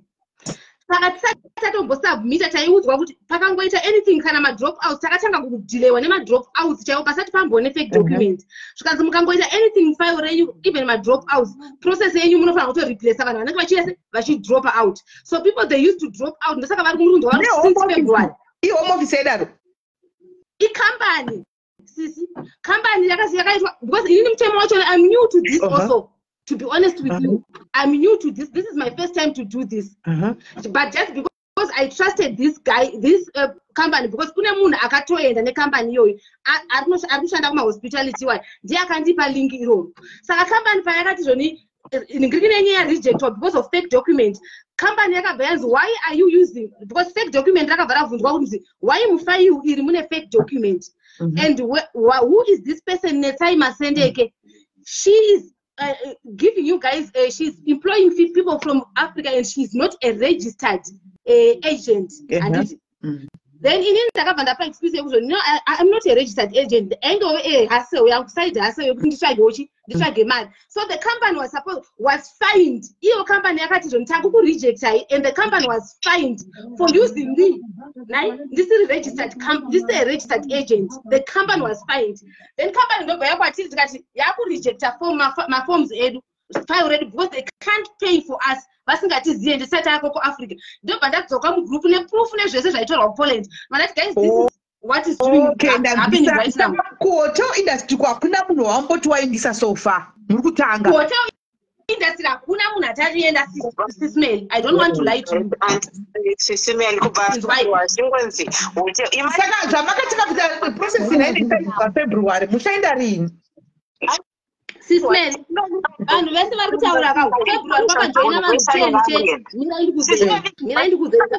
Ngavangomira ntauro. Group chimbonyararai, vari pagroup call chimbonyararai chinzwi kuti munoenda rini. Sismel, process yakatanga mid February. Ndopa ndakatsvaga vanhu 10 anditi. Muvanhu 10 imomo Sismel ndinoda kuti munyatsonzwisisa nyaya iyi. Aiwa tikuzvisa. It was a group thing. So mutemo waiti company inosponsor from 10 people and above. Okay. Right? Ndoba ndatsvaga vanhu 10 ndoba ndavaisa mugroup. Ndaitofunga kuti neniwo ndopa ndaperera ipapo. Ndikati guys neniwo ndikuda kuenda kubasa. Zita rangu ndoreve pamusoro palist. Ndikati neniwo ndikuda basa iri. So let's do this. Anditi vanhu havana kutobhadhira mari dzavo mugroup 8 kuti vapinde because ini ndandapuwa due date rekusubmita zvinhu zvangu kuPoland. Ndobva vatauya vasina mari Sismel. Vakati hatina mari ndikati just because we want to submit our documents guys ngatiunzai ma-CV yenyu ndikugadzire tisubmit. Vakatouya vasina ma-first payments acho ema 2.5 iwayo vakanga vasina because it was a short period of time. Ndikati munozondipa guys it's fine. Ini chandiri kuda ndisida kuluza this opportunity. Ndasubmita ma-documents evanhu 10 iwayo anditi process yainzi takes up to 4 months sisi. That was mid February, March, April, May, June. Anditi ndopafanira kuenda vanhu 10 vekutanga ivavo. So mutemo wecompany wakati imimi as a group, you applied as a group, everything is as a group.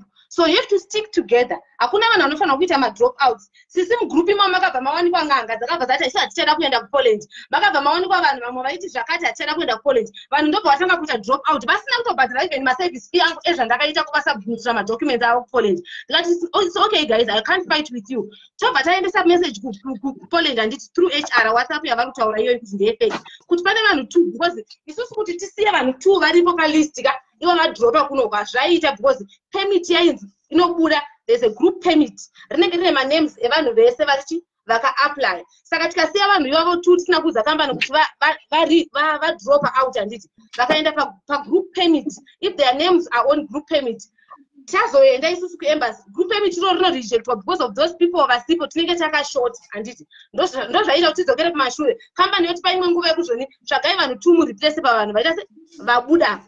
Saka takaramba tichidzokera kumashure sisi nekuda kwezvozvo takazotisa kuti tidzokere kumashure ka big time inhau ye-fake document. Company yange yati zvoni isusu hatichada. We're not going to work with you because if isusu taakufainwa isusu company yakufainwa kuti we are using a fake agent. Maita padzo zvoni vanhu tibelieve kuti zvaramba because of that. Wainyatsoziva kuti document alright. Imi vanhu vekuPoland nyararaitiwe kuti munoenda rini nyararai. Saka nainetsai iwewo zvamuri kumushira yekuenda kuPoland andika anytime mapepa enyu akabuda anoenda kuPoland une mari yauri kuowa vanhu avari apa vanganava 3 6 9 12 vari pasasa takawanda makawanda vamwe havapo kuda mazita avo Saka alright, mazita ndokupa. Indio unochwapa mali dzavo, my names I'll give you because they want their money. Okay, sis Meli, let me tell you what happened. Vanhu ava takavavhurira group. Sisi zvakutaura kuti ndakabloka anyone. Even kuna maimsomeko vacho fake document vakandituka ivavo. Handina kuvabloka even up until today. Even my proof of payment evanhu vese varipo from day one rakajoina group now. Tingomirai kana kutaura ndipedze kutaura. Ende kurefund group ramakavhura imimi. Makaisa vanhu vaichema mari dzavo about 3. The rest mabogas ndimini nevanhu vanga vari uko kudhara vana Brown vanani vese vaiva vanga vasiri vanhu vemari makangoisa few people isu tainetsa kuti tipe mari dzedu ndimo vamakaisa vanhu vakareject kana ari kufunga kuti munhu ataure zita rake kana ataura zita remezoti ndikutaura nani ndopindura because machate vanhu ava vese vanimoga kuripotera akaunti yako ndiani ndopamakatouya muchida kuziva kuti isusu tisero tanovharisa akaunti yako ndobva tabvunzwa nanajora mukugrupu ikoko tikati aiwaka saka imimi kuti samurefund group yenyu yenhema iri munoda kutinzwa kuti isusu ndiani akavharisa akaunti ende manajora mavakataura kuti muakaunti manetsai hamuna mari, we are not going to refund you now maaudio acho tinawo mari munopiwa refundai tinotora 1.5 hamenoti yanga ide because tatisina kana fomu yakafilwa kunze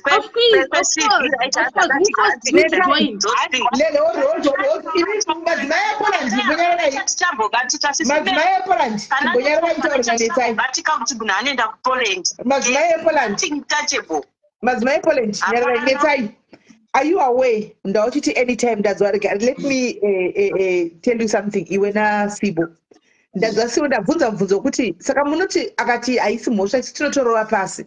Are you aware kuti mukaenda imimi kuPoland masiya matora mari dzevanhu ava munonodzoka uko munozviziva? Are you aware of that? I'm sorry guys, inini hangu voice rangu chero ndo matauro rangu I'm too loud. I'm sorry for that. I'm not fighting but ndoda kuti ndi explain and that's okay. Because now not to see what the way I'm talking about straight kuzodai soka amuna kundinzwa ndatizo ni mari yeku Capitec handiti takamirira mari yeku Capitec ivhure and everyone is waiting handiti but ndiri kuti zvoni pakaita opportunity handiti yekuti zvoni Netsai anoda kuenda akati everyone group ati kuenda vanhu 50 inzwa izvesi sineli vanhu 50 havakwanisi kuinda vakamirirwa naNetsai kuti vaende Poland. Of course we've got money for them handiti but Capitec kana isina kuvhura yoitwa sei because mari iri muCapitec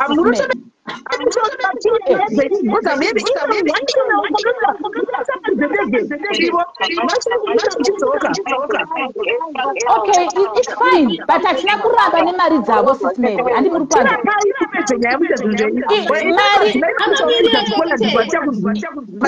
mari iri muCapitec yakabvarwa ngavavhurise Capitec. You know how many people you're owing, right? You know how many people you're owing Netsai Antika. Refund back their monies. Do your process never very willing. Could you win anyway? I guess from the way to go, the police that you put on these people is and they can't get for money back.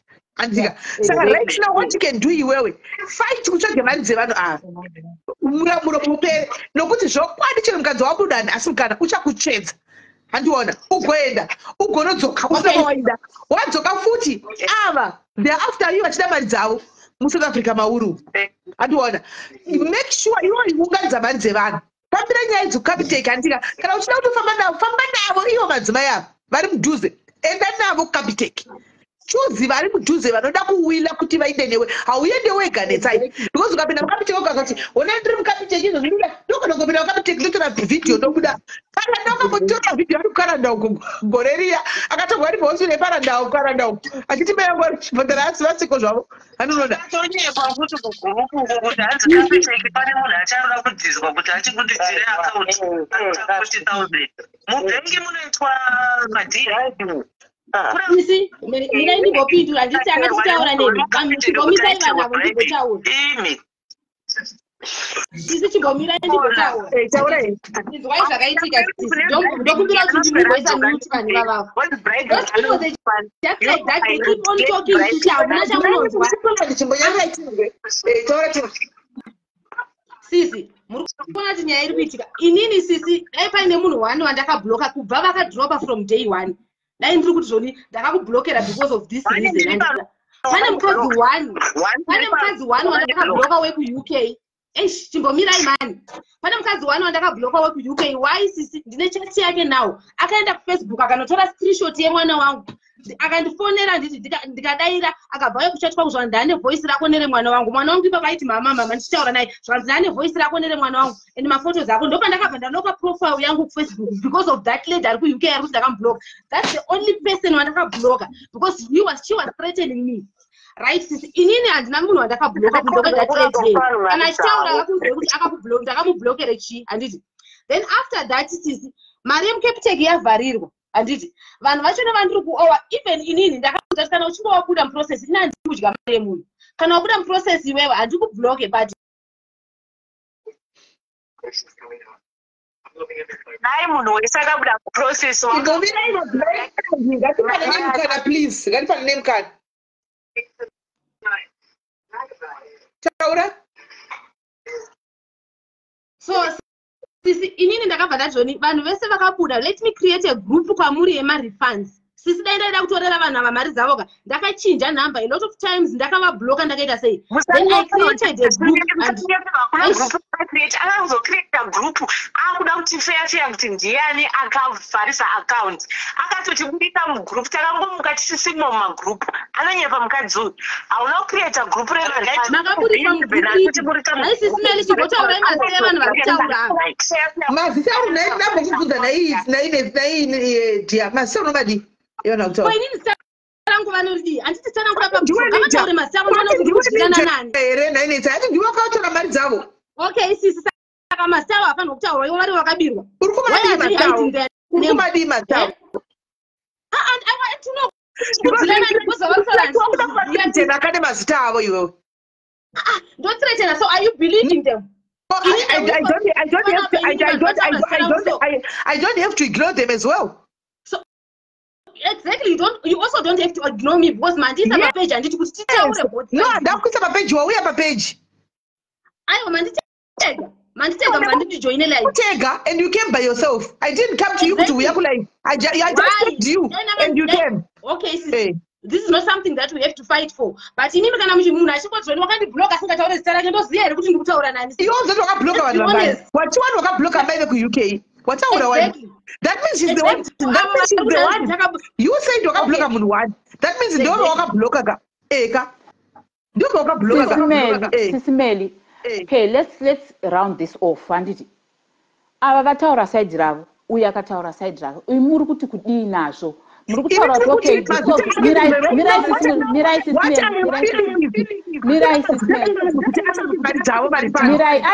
Mirai Sismeli.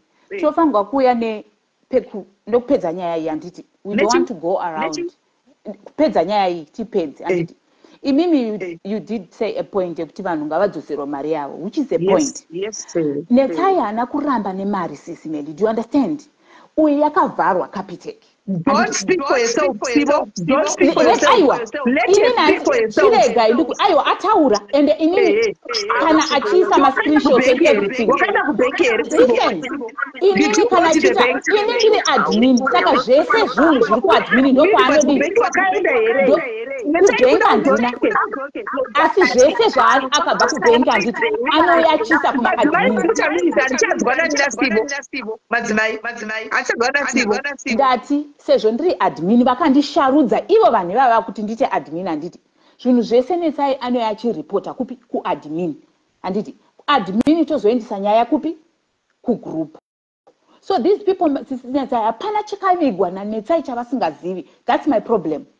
Hapana Netsai haana kana kuviga anything chero one auya achipublisha everything nemaforms avakatora vakanoripota she was publishing. Saka inini problem yaiku kana vachingoda mari dzavo ngavangotanda mari dzavo handiti then borega kuda kukanganisira vamwe vanhu vese zvokuenda kumafacebook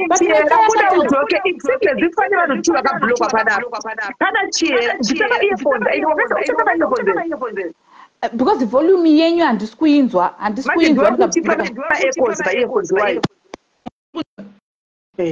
right because pakabloka vanhu tu panapa setaibuda pakaibuda uzokuita maecos tu kune maecos ndabvisa handiti makundizva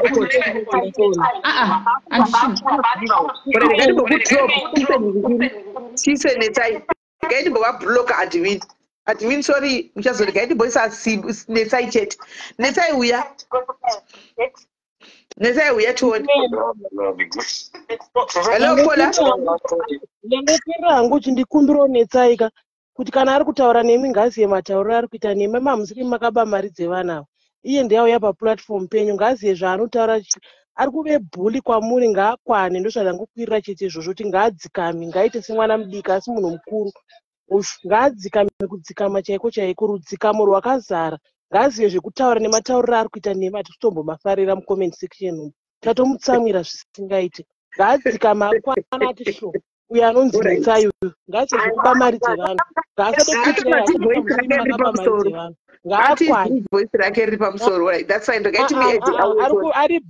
ari bully zvekuti she's so bully this woman she must stop man halokola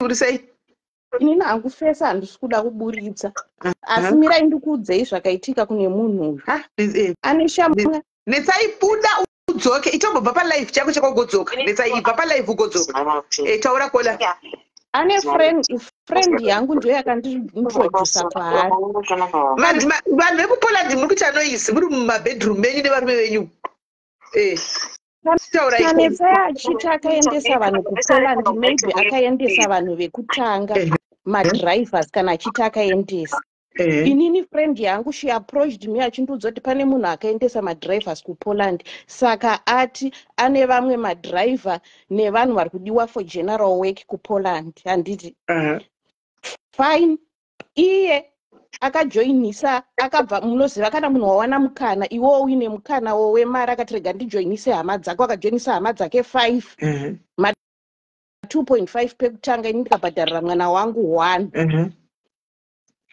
tadaro zvikanzi imwe yachona kana mapemiti abuda mobhadhara 2.5 hatina kumirira mapemiti pamwe paita excuse tikabhadhara imwe 2.5 maexcuses haana kuramba kupera akaramba achiuya tichibhadhara mari ma400 hanzi kune munhu aendesa drivers license refeki saka imimi you have to pay because muri group we never questioned that because we were desperate kusumudza hama dzedu kumusha and she's not the only one munhu akasikamiwa namai ava ndichakuisai mugroup kuna baba nevana vavo 3 kune friend yangu futi imwe yakabhadharira vana masisters ake nemabrothers ake 4 ma2.5 waye ma2.5 ka2 ma5000 pamunhu vapedza tikabhadhara mafaind handitika cheku inini manje ndazoona kuti zvaenderera munhu aramba achida mari ndikabva ndamuendera kuiye mugroup mwana wangu bva ndipa link kuti ndipinde mugroup nditaure magrievances nezvandiri kuda akabva nditi no akabva nditi izvozvi exitai group hana kuita nharo naye I respected ye ndikabuda mugroup handitika ndabuda mugroup ndikamuudza kuti everything update me she never updated me on anything akaramba achidhimanda mari inobva tati mari handichada handichakwanisa plus zvauri kuita makodzi ari kusendwa as a group hakuna kampani kupoland inosenda kuti munhu unoitirwa zvinhu as a group munhu has to do your papers individually handitika tadaro she never apologized for anything or for any update ngaarivhaise unhu hwake munhu uyu munhu akabereka munhu ane mhura haabhiyevhe mubhiyevhero wake 2015 akatsotsa vanhu mari dzeraundi ani iye ayuyu 2015 ndichakupai machati tisimeri akatsotsa vanhu mari dzeraundi akatora murume wemunhu murume arikugara naye hasa murume wake saka ngaarege kuchiita mastupid handitika ngaarivhaise unhu hwake achinje unhu hwake munhu wemukadzi. She shouldn't behave like that. Iko zvinezvi acreata gurupu raakavhura ranga rine vanhu 100 handisvika. Chindudzai kuti munhu achibhadhara 2.55,000 almost vanhu kuzoti tizobuda tanga tasvika 8.5 munhu 8.9 munhu wega wega tiri 100 in that group. Patakabva taramba kubva ati okay, she never commented imomo kubva ati vari kuda kuenda mberi, you have to we have to pay more money ndokuzosarudza vanhu from 100 kuenda kugrupu re50. Vanhu vangabhadhara mari more than 8.9. Kune vanhu vakatobhadhara mari dzakadarika 8.9. She never came back to me. Ndikazomendera kuinbox ndikamuudza kuti madam kuda mari yangu. She blocked me. Muri kunzwa? Saka pane ndimo UK pane akablock futi ari kuWhatsApp. Saka maita 2 vakablock. She blocked me. She has created enemies vanhu vakawandisa ende chinomuwira haachizivi ende haazive kuti vanhu ivavo vari kuskama tine mabackgrounds akasiyana ende haatizive zvachose. Inini I paid for my son and I want my man. Handiri zvekutamba naye. Haziva kuti mari yangu I went through sei kuti ndiiwane. My friend ari kutotambura akabhadharira vanhu 5 almost 70,000 rands Sismeli. Other friend of mine, my other friend, she paid 50,000 close vanhu kwandiri nini vakabhadhara almost 200,000 rands. Chindudza kana munhu chibhadhara 8.9 muri 100 mugroup. Imari vanhu vakazoendeswa kumapemit they paid 4.5 vari 50. And in that group isu paona vanhu pafacebook vachikomenta, I don't know hangu kuti haisa ndiani, but I went and I commented kuti I want my money. Ndipo paazondiblock, pazondi unblock, akatanga kutaura neni. Chakuradzai machat, she threatened me. I needed those my threats for my own evidence, and all those zvanga achikomenta pamagroups, I have that for my own evidence. Handimuri kunzwa? And then kugroup ikoko kwevanhu 50, she went there akati ye vanhu muri kulikisa information inzwai pati yataura ibvai endai kuFacebook and support me. If you don't support me you gonna lose Poland. Hakuna Poland yamuri kuenda. Saka Poland yari kuenda. Saka chiona if those 50 people are kuramba chingova scam, and she never stopped recruiting. Even still today she's still recruiting. What I want is my money and I paid for services and those services were not delivered at all. As an individual, I paid for my son and I want my money. And I can be voice for the voiceless. Because you cannot go unpunished when you are committing a crime.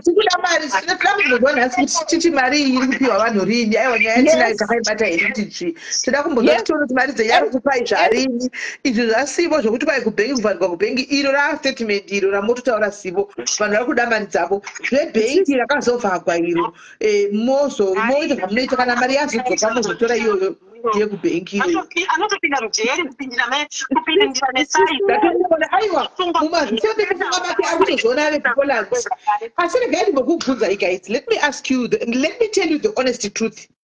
Do you know that? We know, but we were desperate because we had evidence kuti akamboendesa madriver. Aiwa, madriver ematractor achidiwa anoida because vanhu vekutavhata kunenge ririko. We were mimi muri kuda ku UK mimi seke mutema. Muri kuona mapolisi akazara muno everywhere.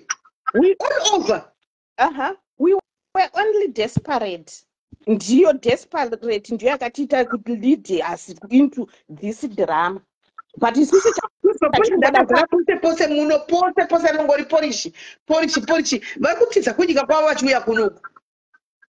And chimwe chandakazorikava vashoma makampanies anotora hospitality. Hakuna masizino yekuti unonzi unoita bartender, unoita cashier. Ndo vanhu vaaitora ivavo kuti makeshier iwe uri cashier iwe uri chi. Ndichakuradzai maCV akadraft. Okay. and wapedza unotaura naye, she's not even humble or remorseful pazvinhu zvaakaita. Haana hunhu at all. Mashoko anobuda mukanwa make akaora totally. Haana respect nemunhu. And company kana ichifainwa, ndiani anofaina company? Home office inombofaina company kana kuti inorejecta ngirikiniri mapepa, inofaina vanhu kuti mabhadhara madrivers license efeki. Home office saka ngare ipo pandopandinetsa pakuti kwai takafainiswa nekambani apa, ndopandinetsa apa. Anonyepa. Ende mukada kuona pane rimwe pepa, ndichakuredzai mapepasi ake ese yaakati ndadeposita mari kuPoland. Handisika mugoita find out all those things. Isusu ngatinyimwe zvedu kambani, but sisimeli ngavapuwe kambani. Ndizvo zvaiwa ine paundipa kambani. Regaiti mudza mukola kola alo vapinda vavanenge right alo kola. Hello, Sisimeli. Yes kola. Kuda contribute about Poland. Ini ndakaita process. Saka ini zvakutaura zvanga anga achinyepa. Kana uchiita process yePoland, unoapply employer ndiwo vanokuitira mapapers edu, work permit. Work permit inoita 1 to 3 months, it depends nekubuda kwayo, but mazuvano akunonoka. Anogona kusvika kuma 6 months asina kuuya. Permit kana yabuda sisi unouya vokuti wobva waregister permit yako embassy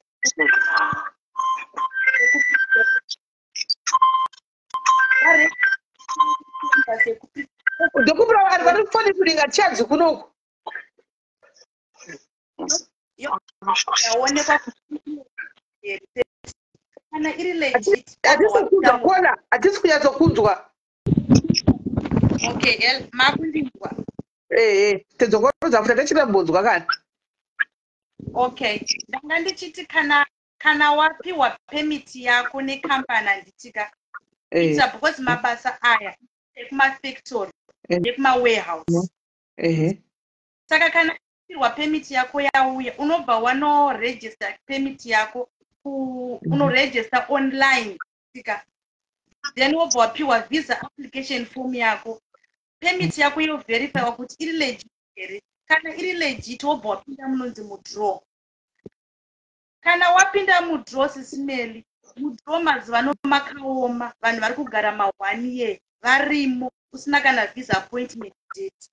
Saka uinetsai zvaari kutaura kuti vanhu vakaona mapepa vakutoenda, vari kuenda kupi kwavari kuenda.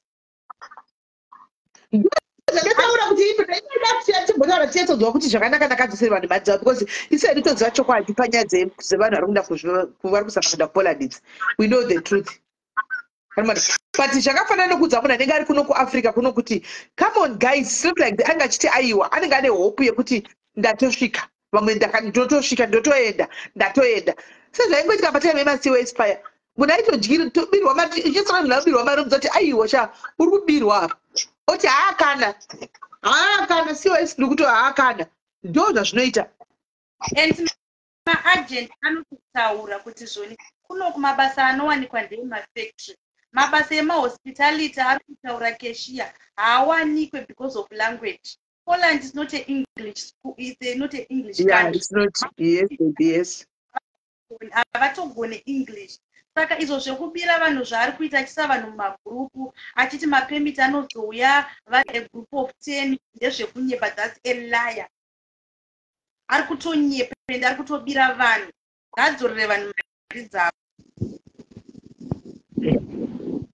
No, vanhu vari kuAfrica vanoda kuenda guys, vanoda kuti stepping stone wokuti vawane kupindamo. Handimaona. So handizozivi hangu kuti vanhu vanenge vachitoti chadi tapinda taida avato understand. But now nyaya yatinayo right now ndekuti ari kupi kuenetsai auye abvise tione kuti mari yevanhu oita sei, ndochite chingoripo tione kuti adzosere mari dzevanhu, ndopane nyaya chete.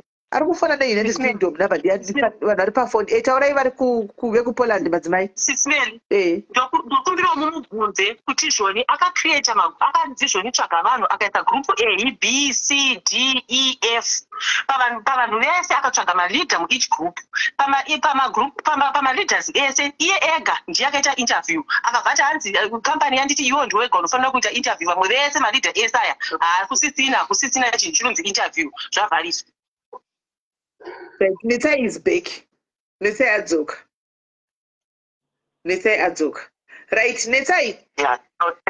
Chinonge nyaya yekuti vanhu vanowana mari dzavo. So I think that's the only way to solve all this whatever zviri kuitika panapa. Andika mari yo zvopoitwa sei tupe vanhu mari dzavo. Unofanira kupa vanhu mari dzavo Netsai. Wakabata mari dzevanhu. Sisi I'm going to refund everyone akabuda mugroup. Yeah. And maybe vakakuonesai machati avo zvavari kuti hanzi ana hunhu anotuka vanhu dai vambokusenderai machati avo. Haunganyarare sisi uchithreatenirwa mwana wako kuti ndoda kuenda nevoice remwana wako kwakati. Uchienderwa kufacebook unotorerwa mafotos avo. Even the guy munhu ari kuti hanzi ndakatora murume wemunhu and stuff like that. Sisi that's all lies. Anditi murume wemunhu mukadzi wachona ari kupiko ngauye vadi kutega mukadzi wemunhu akatorerwa murume. Then I want to talk about 2015. Where was I 2015 yandakaskema munhu yemari irikutaurwa yeround. 2015 vanhu ava vanga ndanga ndiri kupi vanondizivira kupi vanhu ivava vePoland because I started dealing with this Poland thing that was last year and handina hama yangu yandakabatira mugroup iro refu. So 2015 ndida kuti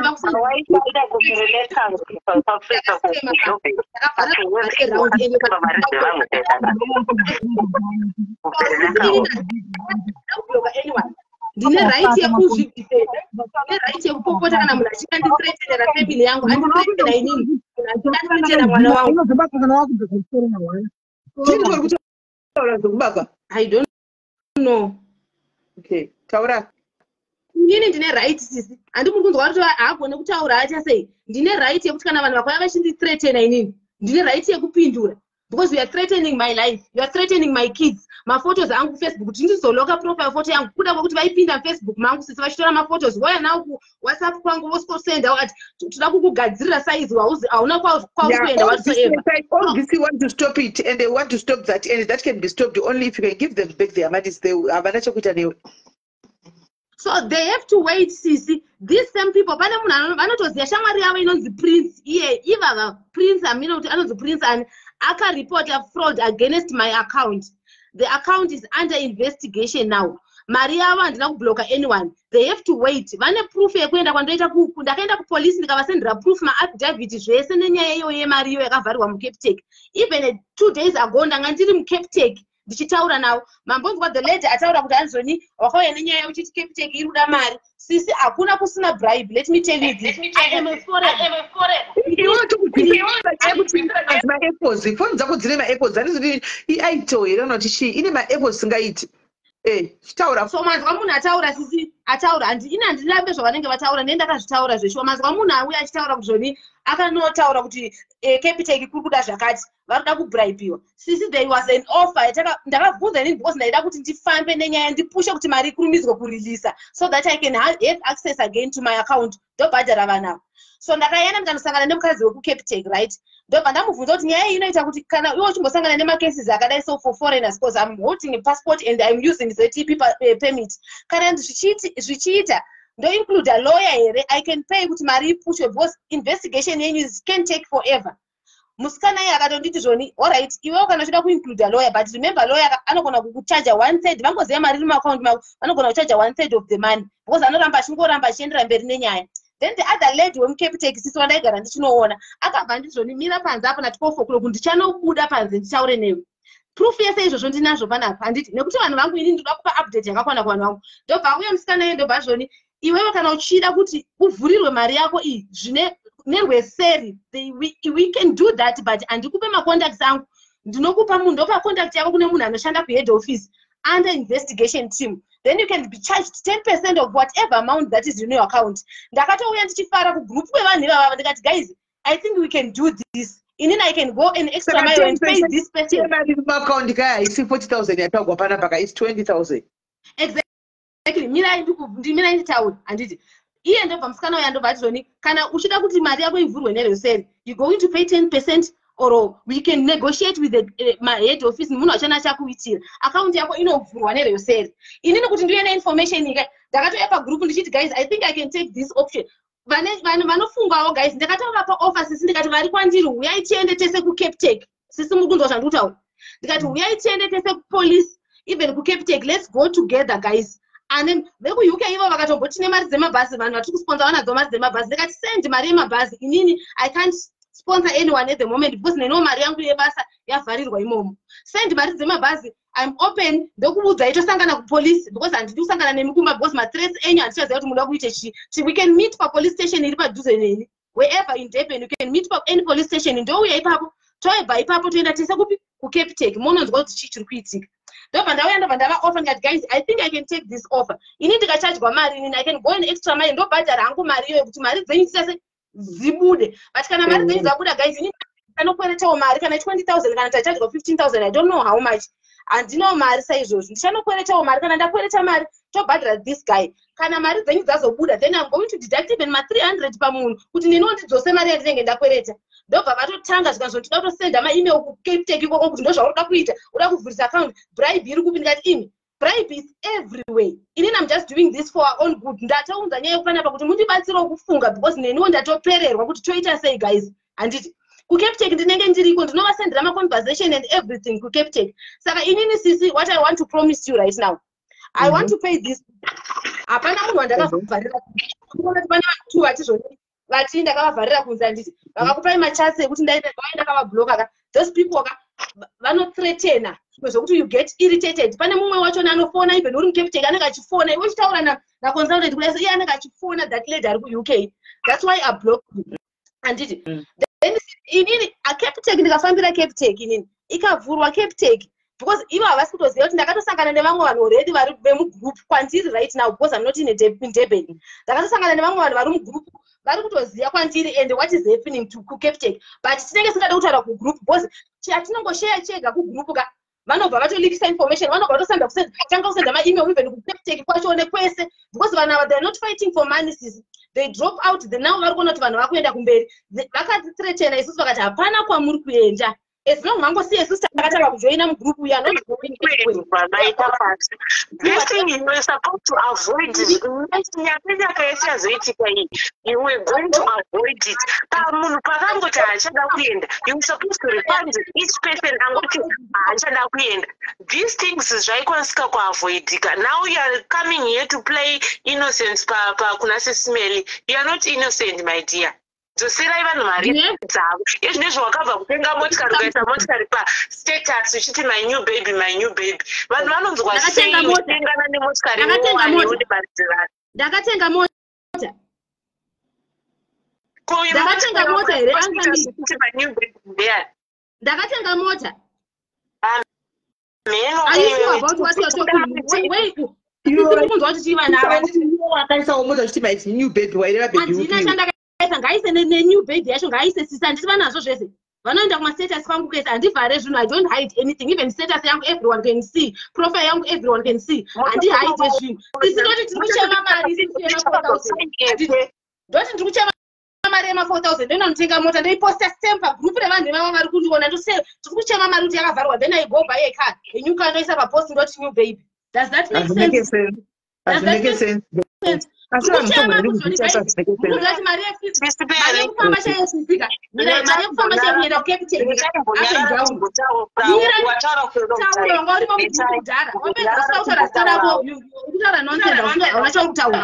Sisimeli chimwe chinhu handiti ndokumbira kuti nemiwo mirai sisinetsa nyarara ndokumbira kuti mumboenda pagroup handiti the WhatsApp group rine vanhu vari kuenda mumbonzwawo sai handi avo vaita chigrupu chavo chevanhu vakatorerwa mari and we are only 2 me and Netsai which is not fair.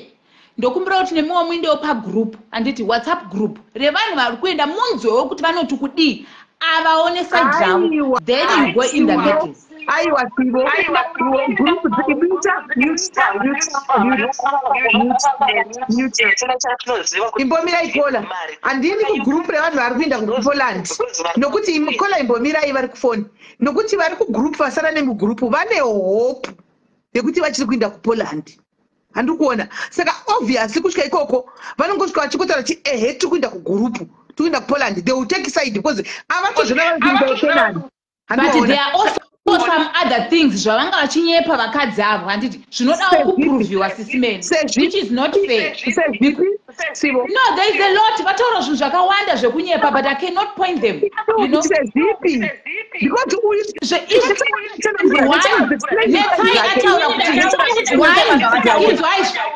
One, mari netsai hana kuramba nemari dzavo.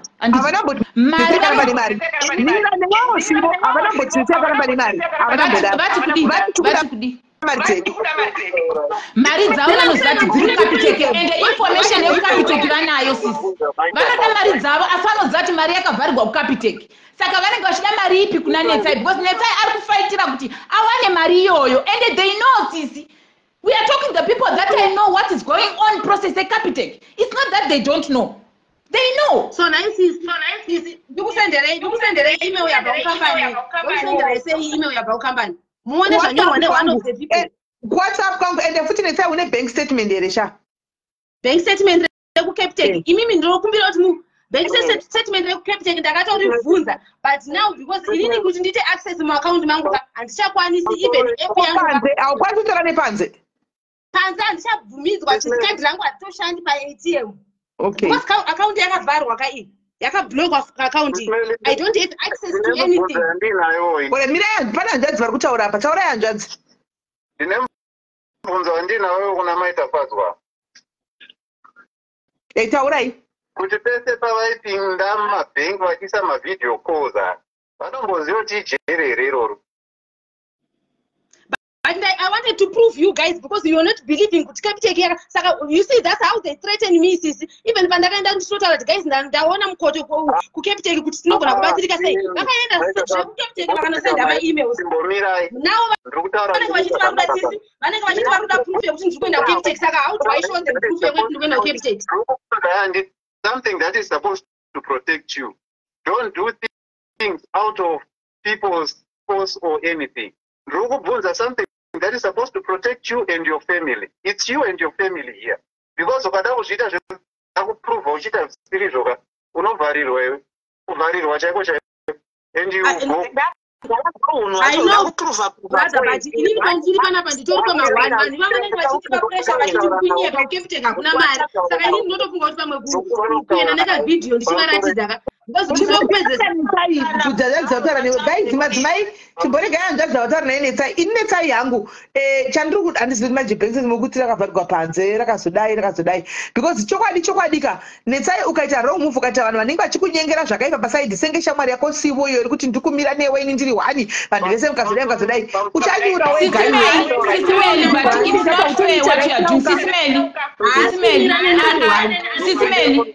inini Netsai handimuzivi, but I believe in the process, and that believe I'm process, I'm still going on the process. And we are kutaura kuti maforms akuna, maforms ariko takato apply and akatotumirwa. Andikona ivo vanongotsvaka chinhu chakaipa chete but chakanaka vasikuda kuchitaura, which is wrong. It's really wrong.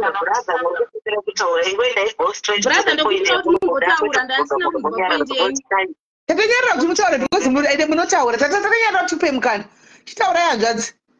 Kondogotaura seko machitaura naye. Ndosaka ndakutamirira kuti vanyarara manje. Tova pakana vachakataura mongonyarirawo vapedzi. Munozotaura. Maita basa. Nanchibvunza ivo maita fadzwa kuti zvese zvavari kuti hey, it was evidence for you to see kuti muri kuita zvinhu zviri legit kana kuti chichichi. Evidence yacho ka maitumira mobva makata panenge pakuda kuresponda the bank personnel wacho. The next thing mozotipa update. Inini wacho zvakubva mumuromo menyu. Video maipinda muchitora but mozokata pane mabvunza imini passport number yenyu. Then you cut it all out. Then you come back now mapedza zvebanking makupa vanhu feedback, which is so wrong. No one knows about what you did. I'm sorry. When you said about going to the police, hapana munhu wamakaratidza hapana munhu wamakaratidza affidavit penyu imini ramakaita makangoti ndaenda police kunogadzirisa mapepa. You never showed a picture of an affidavit that you filled the way you are saying it from the Mary. That never happened.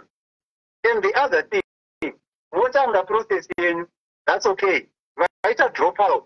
kovateika mari yavo. A lot of people dropped out. A lot of people, I'm sorry, a lot of people dropped out. And vairipliswa nevamwe vari kupinda vachibvisa same fare yakabviswa nevakadropa. Why didn't you just give those people that money? Vobhadhara vanhu mari yavo, vapinda mari yavo, vakabuda vakamirira mari yavo, vanga vashandisa. But iyi yavo yakai chivapa kamari yavo. Ndikupindurewo. What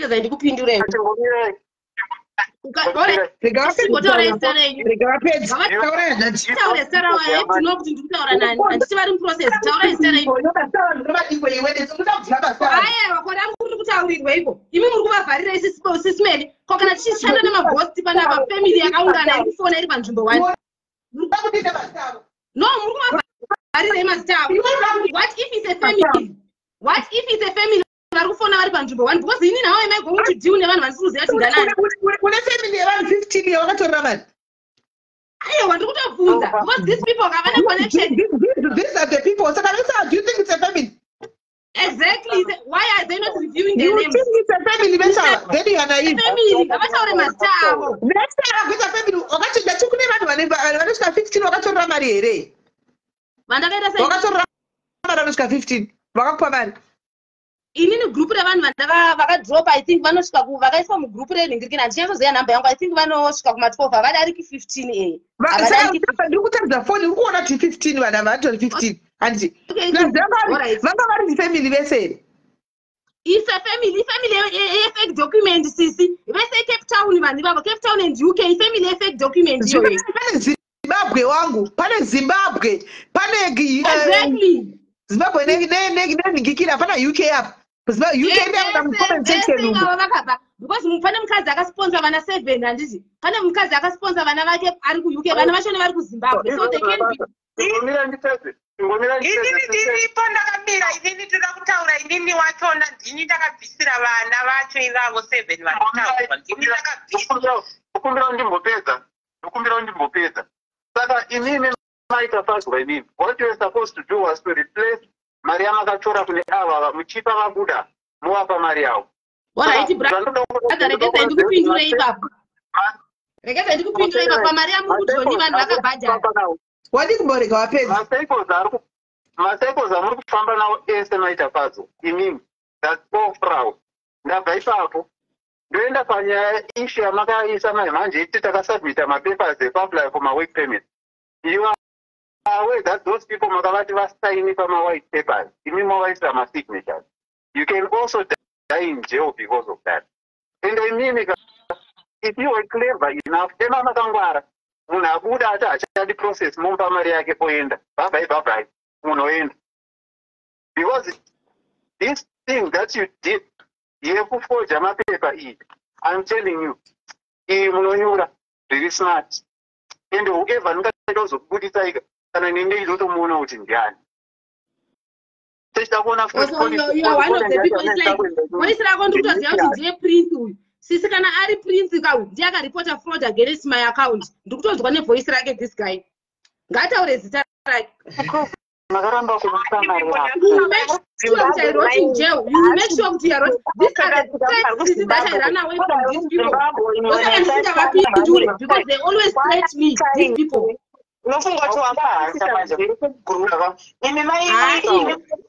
ndichatobhodizvero zvepalaipane sisi ndibvunzei zvekupedzisira ndipindura nene vanhu avo because I'm dealing with both chances that vanhu vandikutaura navo ndanani saka I won't do that ndipindura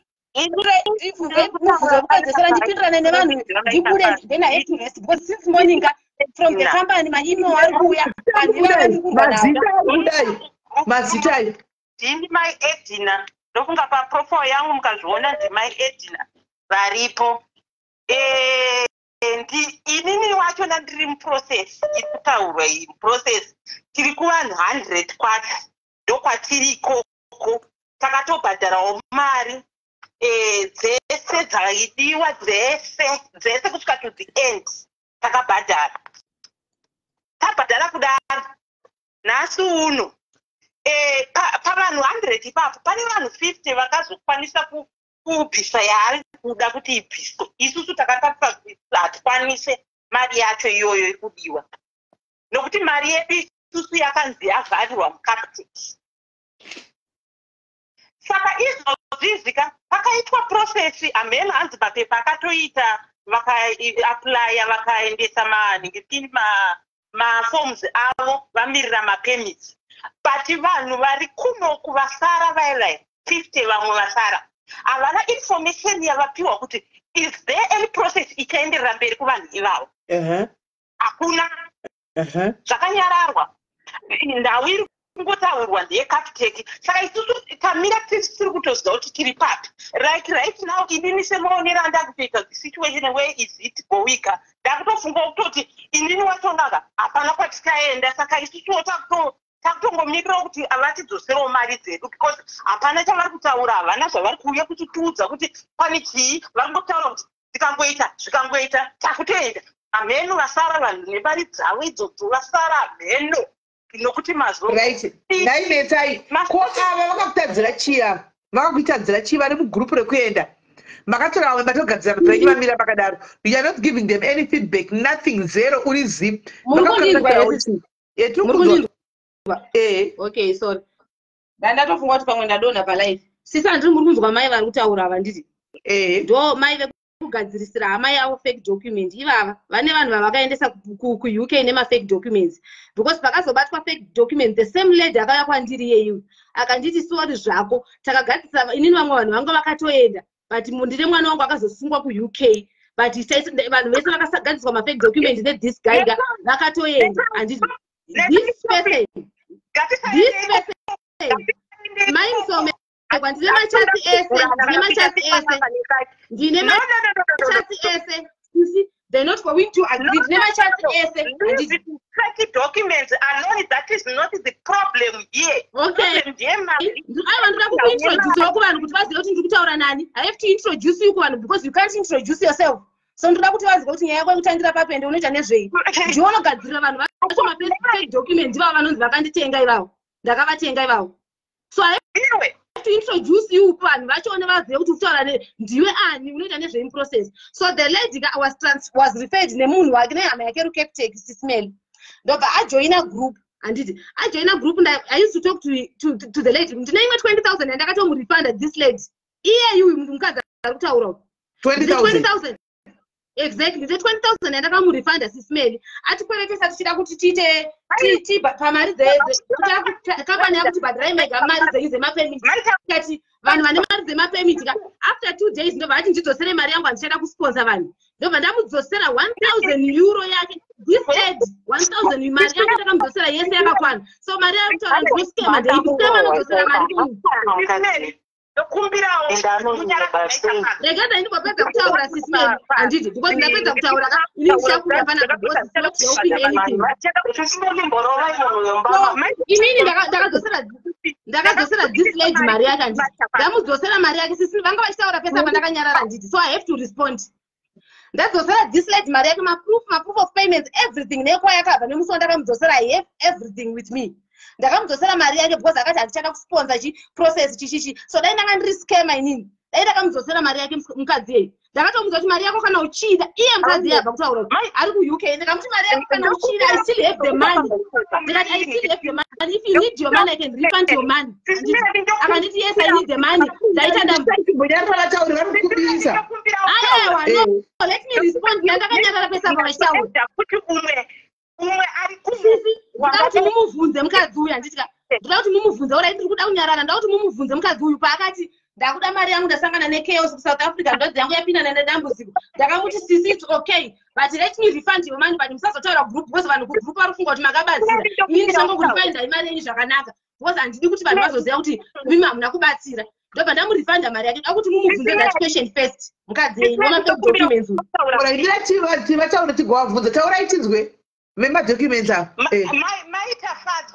maitafadzwa mari yawakandikwereta yange wakanga wandikwereta handiti mari yakutaura kuti wakandifanda ndakakupa sei mari yawakarifanda waida kusponsor iwewe program uchitizvoni ma5,000 akurejectwa nditika so we have to pay for our own permits to clear rejected file wanditika sisi iniira ndikuze that was before vanhu vakawanda vasati vambobuda muprocess ndobva ndabhadhira 20,000 handiti zvine proof ndakakupa 68,550 mira tiri kumbotaura nezve28,000 musataura nezve68,000 yausingazivi kuti wakaibhadhara kupi isingaverengwe ne20,000 yaukandidzosera inda uchinyetera saka imimi makapuwa 60,000 here uyu tizara ndakamubhadhara inini tichikutumira mari iwewe makapa 60,000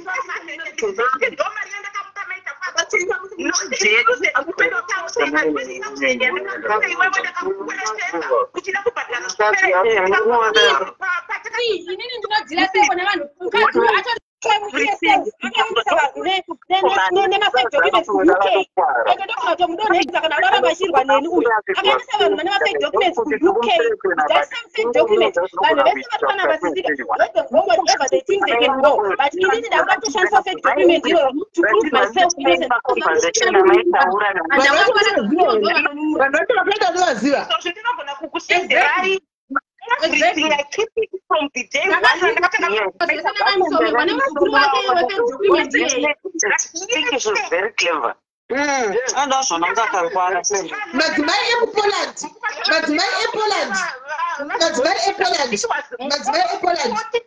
netsai ari kuti hanzi mukada kutotiramba muchidirwisa ndakutozokutsviriridzirai nyaya iyoyo yemafake documents exactly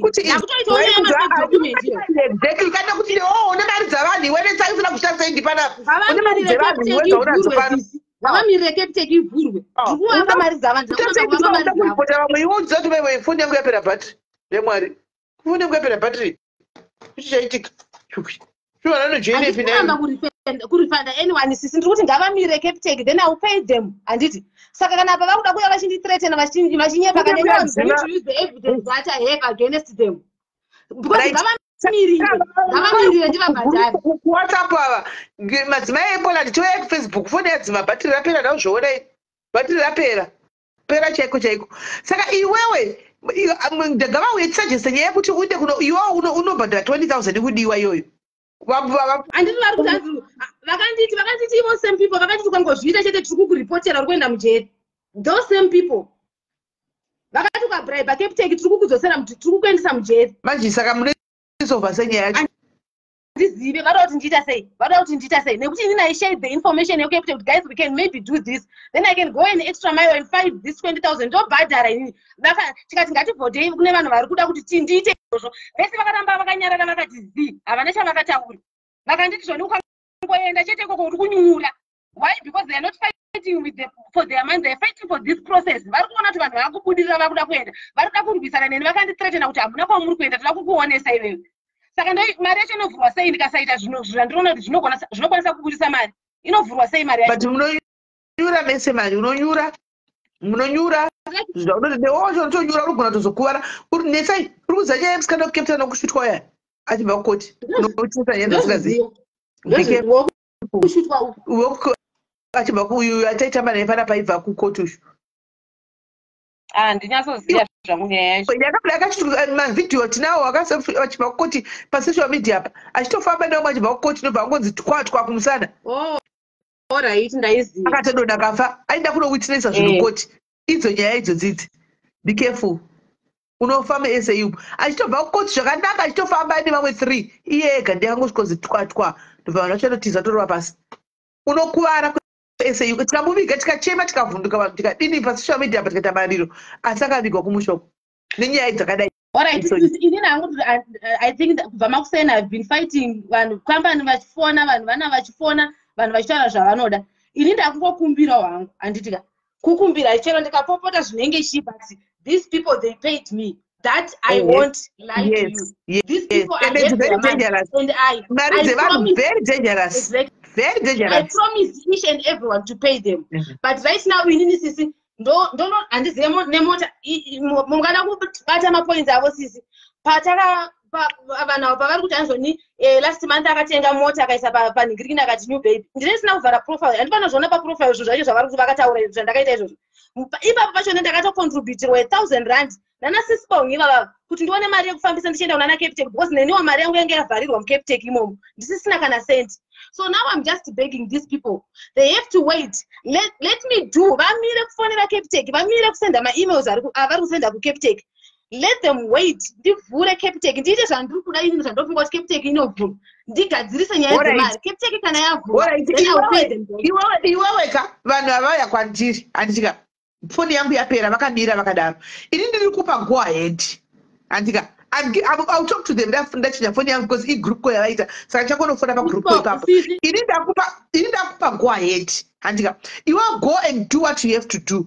mari ibude andiona upe vana mari yavo so you want to promise kuti mari iyo ukaendesa 20,000 mari dzavo dzobuda rini ini ndakanzi it won't take 14 working days it won't take that it's less than 2 weeks but information ndakutoishaya panosisi kana asingade kuitaura because vanhu vakanga vandizviita share the information ndokuti newo zvisunungure zvishare ndokuti zvisunungure handiona saka iwewe kubva nhasi totangira unofunga kuti unoenda rini ndakupa gwayete kuti chinda ipapo uri kufunga kuti unoenda rini Capitec 20,000 yacho sisi right now ndo yandokutsvaga because ndo yandisina right now vamwe vanhu vari mugroup vanonzwisa process ndo vatida kuti tibatsirane kutsvaga mari iyoyo tozviita izvozvo then ava vari kupopota kuti atangoti ngativasiye vakadaro tozongoenda kwavari tichiti mari dzenyu idzi maona alright because they said they're not going to contribute anything they're not going to help us and if I take that step vari kuda kundinyudza saka tata kungoshare that information vari kuda mari dzavo saka vaya kwandiri ndichataurawo navo handiwana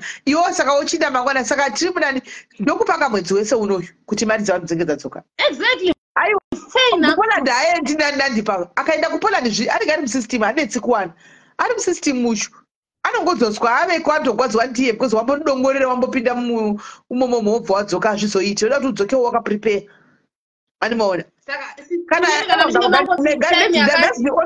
the only way you can do it guys because ana mari yacho mune 220,000 almost 224,000 I am begging them every day ndinovabhega vanhu vava kuti please guys just give me time right now I'm going through a lot ndigadzirise Capitec kana Capitec yavhurwa I'm going to refund guys I will refund your money handina kutiza handina kuita sei zvese everything even my identity my passport number angu zvese vanazvo I shared kugroup kuti ndini uyu hapana kwandinoenda nemari dzenyu just hold day permit ache anayo work permit anayo work permit handino work permit MSA and nayo saka ita izvozvo inhasi nditi ndiyani musi wa3 saka tongodzoka pana pamwedzi wapera iwewe neni ngatikomikete kuseri namba yangu ainayo thank you so much namba yangu nayo kuseri inini ndichanopinda mugrupu ravo iri ndandamboramba pinda mugrupu ndichanopinda mugrupu raiti ndandogaramo mugrupu imomo iwo tsvaga mari iyo indine ishara neo uchinzwa kuti zvaapapi handika vanhu vawane mari dzavo simple then you separate zvakanaka kana uchida Poland woendawo kuPoland zvakanaka ndizvo ehe unfortunately handichakwanisi kuvaona vanhu vaya because foni yangu yadzima but ndichataura navo ndichangoti kana foni yanisamba chaja ndotaura navo then odzoka iwewe namba yangu ndokumbira kuti namba yangu ishu handika iri pascreen handitika yes itoitora unyore pasi oya WhatsApp so that techicommunicate uchindiudzawo kuti zviri kufamba sei chatiri kuda cheti vanhu vaone mari dzavo iwe chowobva wachenawo wofamba zvakanaka thank you so much sis I really appreciate it alright iripo saka techingotaura right so guys tatinayo iye vanhu vePoland regai chiifambira hatidi kugara tangomuvhara kuzhetadai regai vanhu vapuwe mari dzavo nokuti tikada kumuisa pakona chatakada kudira itinao hana mari yacho iri mubhengi the only thing what you can do is to support whatever idea yanenge anayo handika sezvo ari kubhadhira mari dzachona onopiwa mari ishi hanzi my people can do musamhanye kubhilivha zvataurwa zvakashata zvataurwa sezvipi regai ainde kunotora mari dzevanhu ape vanhu mari regai ainde kunotora mari dzevanhu whichever way ari kuziva kuti iri best regai anotora mari dzevanhu ape vanhu mari dzavo that's the only way kuti paane peace because right now bank statement andikandira inonzi proof of payment yakaiswa musi unoyu mari iyoyo haina waisa kuzodhara yakaiswa musi unoyu mari iyoyo iri momo account because asenda akandikikiri asenda foni yacho yadzima asenda proof of payment paakadiposta mari imo account irimo saka the only way kuti tongosapota kuti anotora mari iyoyo adzosere vanhu mari yavo ini ndichapinda mugrupu racho iroro ndogaramo ndichitaura naye tichinzwa ndokuti mari ipiwe aiwa mari anayo mari yakaiswa mugrupu musi uno uyu wa24 August ndopa yakaiswa mubhengi 24 August apa asenda proof of payment iro rekukapiteki asenda proof of payment ndina animaona saka regai timirire ipapo then tozoramba tina nyaya tichifollowa guys because tikada kuti timu D vanhu vada mari dzavo chinango chedu chekuti vanhu vapiwe mari dzavo back tinogona kumutuka togona kudini but mari dzevanhu dzikanyura pachetinenge taita ngavapiwe mari dzavo first vanhu ngavapiwe mari dzavo animaona kana vapiwa mari dzavo then todini totangira ipapo animaona totangira ipapo siwari loya zvisingaiti asi zvakaoma kwanzi bhengi rakavharwa weni bhengi harina kuvharwa akaunti yake ndo yakavharwa izvozvi yakavhurwa izvozvi because mari yakadhiposita musa 2020 musa 14 August ipapapa ndopakavharwa mari yakavharwa musa 15 August saka bhengi rakafuridzwa izvozvo apa harina kufuridzwa rakafuridzwa izvozvo apa ndosaka va kuti tipei mari yedu rakafuridzwa izvozvi bhengi harina nguva right. So guys, pane nyaya manje foni yacho yadzima zvinhu zvacho anozobhadhara anofanwa kuvabhadhara divide takutongo anofanwa kuvabhadhara anofanwa kuvabhadhara she has to pay back the money vanofanwa kuvabhadhara anofanwa kuvabhadhara right. Saka guys inzwai munzwe pane nyaya ndachida kuti titaure but foni yacho yadzima anyway mangwana ndendiripo totaura mangwana tongomuka toendesa vanhu kuchikoro mangwana ndendiri 1 guys sandi live iyoyo mangwana ndendiri 1 ka ndoendawo kuchikoro makuseni kune vari kutanga mahigh school mangwana tonomeka sure kuti vana vaenda pazvikoro vasara pazvikoro ndozokuenda kunovatora time saka ndichingobva kunovasiya ndodzoka panapa pandoya ndoita maexercise hangu 30 minutes dzangu ndozogeza togara palife togara palife timbowawo kuti chii chiri kuitika nedzemubasi titumu shambiso kwanzi vesiketeni irori rakandishoshora naiwe ndachani irori timbodza vadai kodai lulu edwards ndiri kuona dai lulu kwaindiwe patirisha lulu komastars guys yazevasta ko dziri kupamba sei yazevasta dziri kupamba seiko ko lulu kwaiwa kunyimwa mastar achapuwiwo mastar lulu kwauya nefesi yako guys ghost rakazomboburisa fesi kupiko mari mari yakaoma asi zvisine hazvo lulu haasiri yepatricia aiwa hazvo kuti ndipatricia idzango statement plus wondo hake chaigwa hacho lulu vedotara chokwadi maveri vamwari gaizika vanhu vebhiteresi vai lulu mari yake masters ake kana muri kungo appreciatera ikoko kauko atokwira izvozvi anoda ndiri right ona no yangokwira izvozvi masainasi yangokwira izvozvi chanadila chiri kutodzera izvo anomaona masters akaoma guys kwete ndaipiboditira orini stamari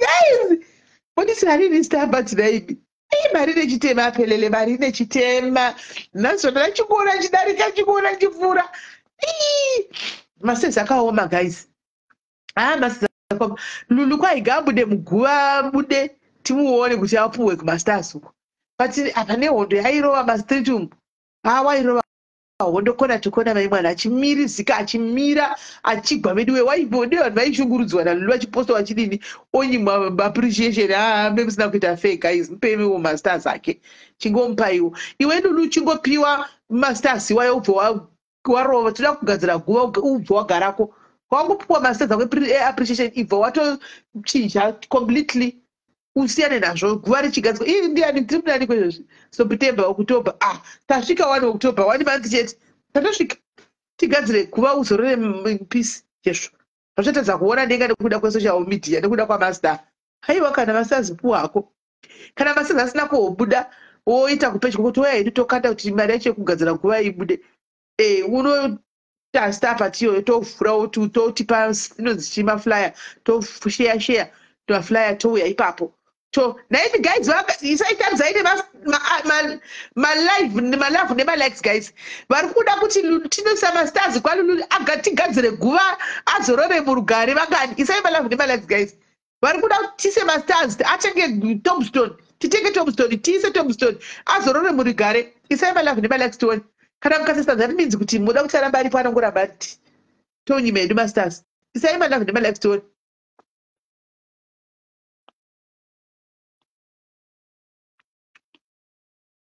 isai malove nemalegs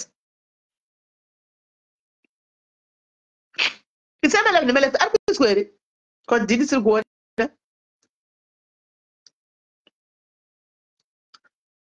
isai malove nemalegs shamiso ndiega chaisapoti vamwe uri kuizira malove nemalegs kana tatisi kuona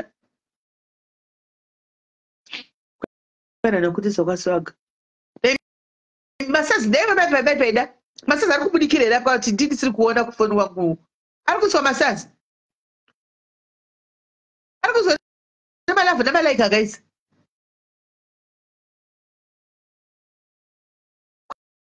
kwachiri kuisa haasi kubudikira kusaidi kwangu handisi kumaona saka malove nomalaika kwaye ari kuiswa kwanza haasi kuiswa wani malove nomalaika zva zvipi kusaidi kwangu hazvisi kubudikira izvi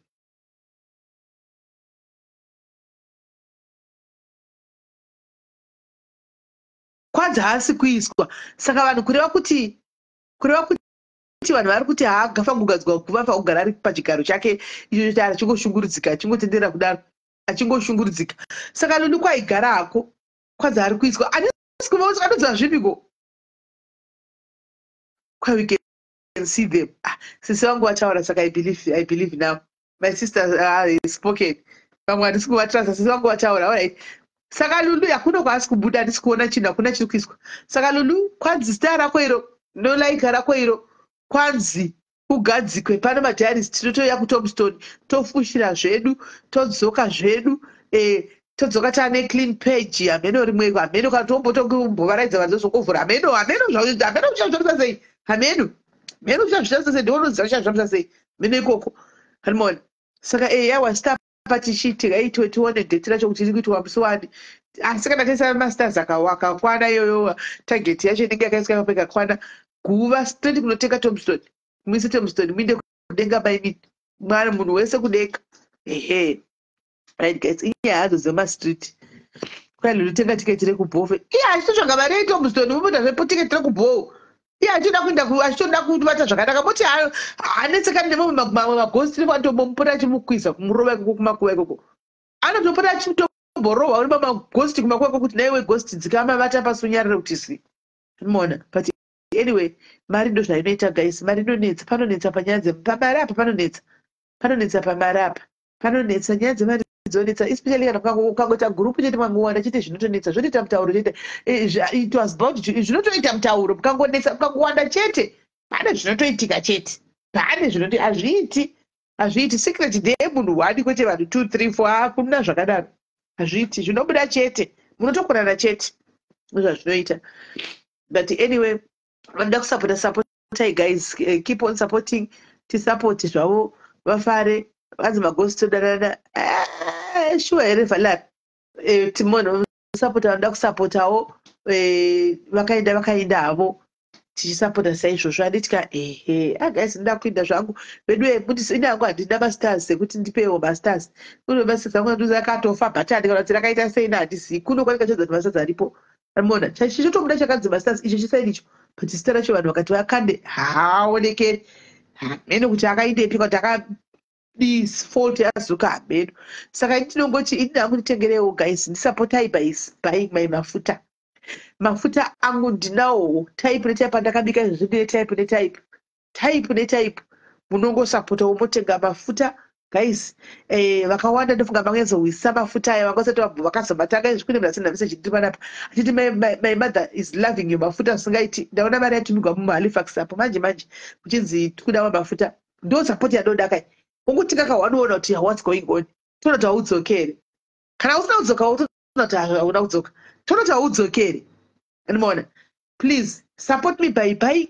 mafuta masaida sana akaoma ndikushandisa Otrivix mazuva ano but ine period shamiso ndikaspraya zvinobva zvatisa but ndofunga after 7-8 hours ndinobloka futi ndospraya futi tichingondamba takadaro hanzi want to keep my tone now. I want to keep my 20 now. Yes, just for glow, yes. And we keep it 20 yes till now. And more till now. So team SA anyway, kune bombs za 21 anyway. Hamusida tichiyo ku Africa. Tinge tiko ku Africa. Tetutu yana Lulu wacho ku Africa koko. Nduku yana Lulu wacho Edwards ku Africa. Kamida kuziva Lulu ndibate zvakanaka. Mukandibata zvakanaka guys, mukandipawo masters angu akakozerawo. Mukandipa 200,000 stars. Ndinogona kumu-expose. Ndogona kumutengesa kuti Lulu shaona imari. Tikaningo kutengesa. Ndogona kumutengesa. Animona but ndikuyana ekupi ku SA ikoko saka tengewo matickets ka guys anda kuzoda chipoko Lulu muzomuona mutengewo matickets tenge tiriko guys toya tombofara zvakanaka naka tichifara zvedu tiriko andika tiri pa holiday guys chifurwa nemhepo chifara mukatisira masters akawanda wanda ndogona kungomutengesawo zvakaitwa Jesu animona kuti ushu anasimba thank you kuzi ndikukaka ndikuonda shanda kuti achisliva mazwana pichana so ndakasiya zvemastachish ndakasiya kana chikwa ndikudya chimwe chisinganakiso chine mavaravara chine mapundu chebrown chekuti unongodya wakafuratira kuda chokuti Mwari ndibatsirei Jehovha wangu wehondo wese ukazoisa neziavocado maimwana kuti angori kudya mheno maimwana tikungotshingirira kozvododii kuti dzire zviri fite maimwana pabhole yevanhu vekuSA madhotiza kunongotika pinda murasebekinorazoti hamusina shuwa here. Thank you Kelly nai zvakwane godwana munhu wanangotsara tisireni minge muri kuliza weight wani cheta mose kuti angu asakazvioniwo vakatozvitarisa vachiteyadzotozviona kuti munhu ari kutoliza weight uyu ndiri kushingirira Kelly we ukatoona ukanzona ndichiita exercise kudai so ukazobvuma here apa kuzora ndakazvidzvinya maimwana wazono kana zvekuti juice drink ndakasiya indofunga ndaiti nyazosimbiswa nekoko guys ndo yaizondisimbisa koko plus ndanda nechisitsi chengoda sadza so amuti changa chabvepi guys. Thank you Roman. Amo changa chabvepi guys asi munhu anofaradza ndaitobika kapoto kangu ndiri kapoto kangu ndiri what guys vanhu havadi sadza ndozvibikira kapoto kangu ndosiya rimwe rokudya futi kuseni kuita kunge amheno maimwana ndofunga ndo rakango ndichibvururu. Thank you Roman. Ndiko kango ndibvurukoti zvimadrinks zvemaimwana kana hai guys ka ndakanga ndakuti kumuka pabed kudai so guys ndeiwa musana wangu uchiti mwoyo guys kuti ndiri izvo mozati zvimasteps zvekunoku izvi kuda kukwira masteps ndowa mumabvumu ndikati no this is not me ini guys ndiri munhu akaitigwa nyasha naMwari chigwere chinondinetsa i1 masainasiwa yamunhu 1 anoona ndatanga zvakanaka life ndapedzira ndakunopedza ndabloka because ndinonyanya kutaurisa plus izvo chandangononga mufiriji ndikadya ichi aiwani mazana ndakambomira iri ndozodya kana ndamboslima unodya ndimbomira zvestachi kana ndizoslima ndozodya zvaiko zvinombomira zvesadza mbomira zva can't wait kukuona kuRustenburg. Aiwa ndiri kutetiriko tinenge tiriko mapaida kuRustenburg ndokwatotonyatsonanga tetiriko ndambonogadzisa one or two things. Saka guys ndandiri maburuwa makumbo kuita kunge gumbo riri kurema kuita kunge gumbo rarohwa nepinjisi here kudii guys inini ndini munhu wekuti ndizati ndiri fit chero ndine bhodhi yakaita sepa ndizati ndiri fit apa ndandakunzwa zvisiri izvo guys kuita kuwa kuti unonyatsokuzvinzwa zvezvagaizano zvavaitaura tinozvinzwa ndasandambozvinzwa ka thank you Judy, thank you. Ndanda kunyatsozvinzwa kuti guys panapa something is wrong. No man, no. Ndoenda paglass ndodai guys. Paglass ndo paizondipedza zve guys. Ndayanza kukurura noyanza kushama kudai ndomira paglass guys. Ndona chidumbu chakadai. Ndaibva ndapera power guys. Kupera power. Ndobva ndapata zvimadress zvangu zvadaiteka zvazvia zvimatube dresses zvazvia zvimabob tube dresses zvakareba kudai zvazvia zviri straight kudai. Ndotarisa kudai so makambona guys kuti unosimba garo nehipu zvokuti penti yaunga uchipfeka chacho haichakwani penti makambona kuti penti intedza kukwana guys penti kwanzi nemaacid ina handina maacid masana state ini handina high blood ina handina chii handina high blood handina what handina ndakambota chikosoro paini kana kungati asima ndikanochekwa ndikanga ndisina ndinondonga ndichiflu che chakambotendera vanhu paipai zvakazongopera animaona so asi zvanga zvakuuya pabhodhi apa I said to myself ndakazvitarisa kudai semai mwanaka ndichida kupfeka rimwe bhurugwa rangu mumusisoka rimwe bhurugwa rangu ndada kupfeka rimwe thongo rangu richiramba kupinda pazvitsvapa ndikati I have to do something, this is not it. I have guys kuona bhurugwa risingatsakwanisa kuti wasimba ndikati I have to do something, this is not me. Ndobva ndadzokera kumapictures angu guys akudhara, ndobva ndanotarisa mapictures angu foni yadzima, ndobva ndoisa mapictures angu guys, ndikati ha munhu wanero uyu. Ndakafuma mangwana ndakachinja ndichiti ndakudzokera kuenda kunomanya, ndakanomanya kuground kwamakandiona one guys, ndikanomanya ndikakuudza kuti ndakangomanya 2 days ka rechi3 ndibva ndandoona maexercise nchidini zvese zvacho zvekuti kwai kumuka ndichidai sokuwa kuremuka kubva zvangoti hwa yanga iri saini guys, kubva zvangodisappear ka1 kungodisappear kudai ndotongosumuka ndichita kuto timu ma40s ka timu ma40s ndopaipa vanhu vachitaura kuti unoatakwa ka tichifunga kuti pamwe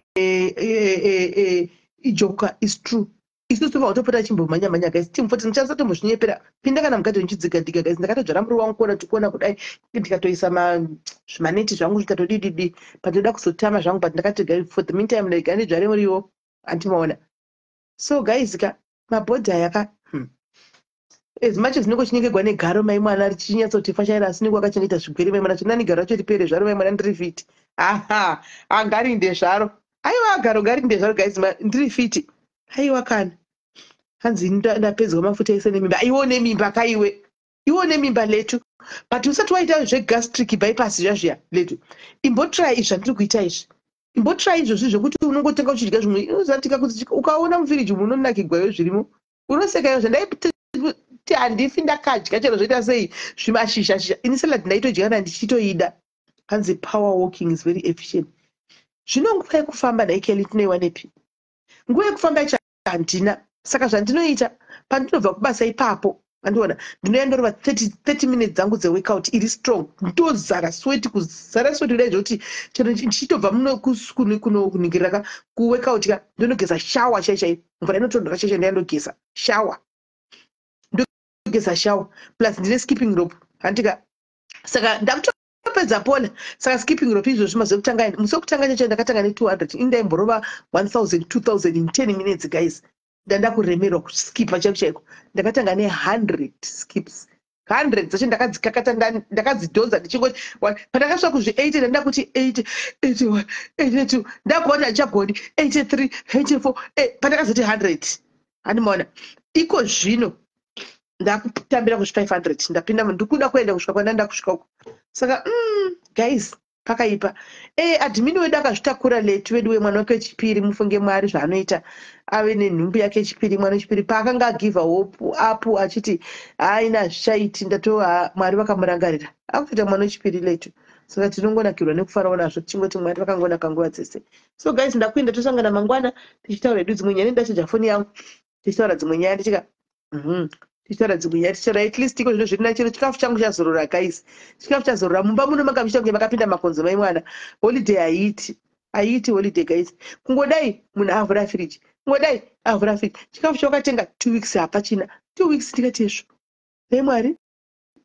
Saka regai zvinde kuchikoro chikafu chimbozorora shuwa zvandongozvishandira chikafu pano kana chingodya hanzi ndiri kutambura nedumbu. Imweni zvandiri kuita itawo zvandiri kuita zvemasitups izvozvi plus ita full workout, iyo full workout inobatsira. Ini dumbu rangu radzikira guys apa fair chaipo chaipo guys, dumbu rangu radzikira onai, ndakanoti ndakamira mairiona kaimi dumbu rakadai, ndakamira kudai dumbu guys mairiona dumbu onai onai guys, ndakamira ndakatsikirikwa nekapa urikuona ndakada kuti ndakapinda kudai maiona chidumbu changu chakadai. So guys onai dumba rinatsokuonekera iko zvezvi riri kuita richito riri ukatomira rinotsina kuti riripo hari but asati ranyatso kupera kuti hwa asi riri kudzikira. So masitapsiwayo anotanga chiwa musana asi zvinozongopera mimba ichemberi aiwa but bicycle saves the stomach, drink it at least before bed. Good Kelly ndinayo watogora chiri kanditoita iyoyo rikanditoita haiyoyo rikanditoita unomuka shamisa unotaka kana ne10 chaiwo taka kana ne10 chaiwo. But guys mangwana ngatiite workout teseka, mangwana ngatiite workout tese makuseni 30 minutes chete moda here ndiuye tiite tese muri kwamuri koko ndiri kwatichitorova workout chokutoda moda here. Divine radzikira riri kuda richidzikira muri here mangwana tiche wake out guys ma40s muripo here mangwana tiche wake out hanzi yes please paita chido alright hanzi nguvai makuseni aiwa isusu togona kuita wake out for beginners inotori very effective because unosweta kunzwa kuti ya makuseni toita makuseni alright saka toita makuseni takaita 5 kana 6 no problem so ndobaya live toita makuseni toita makuseni hanzi what time ndichida kuzodropa vana vavo kuchikoro saka ndoita makuseni time yanenge achigeza andi 30 minutes ndongomukawo 30 minutes before toita pana tangai ma30 ndotangai saka ngatiite makuseni guys 30 minutes before ngatingoti na 7 o'clock makuseni ngatiye na 7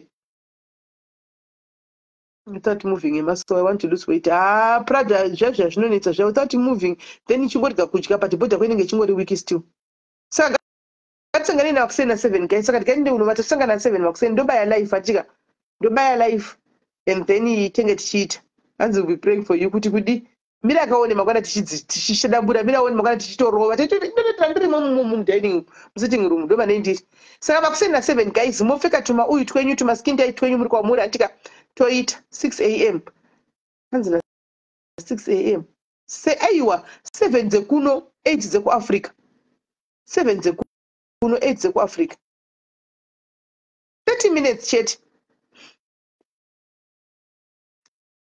it's late 5 am sisimele kumukana 5 holy christians kunozotiremera sha 5 shema izvi nguva iti kuvata nguva iyi what's the time now yadzima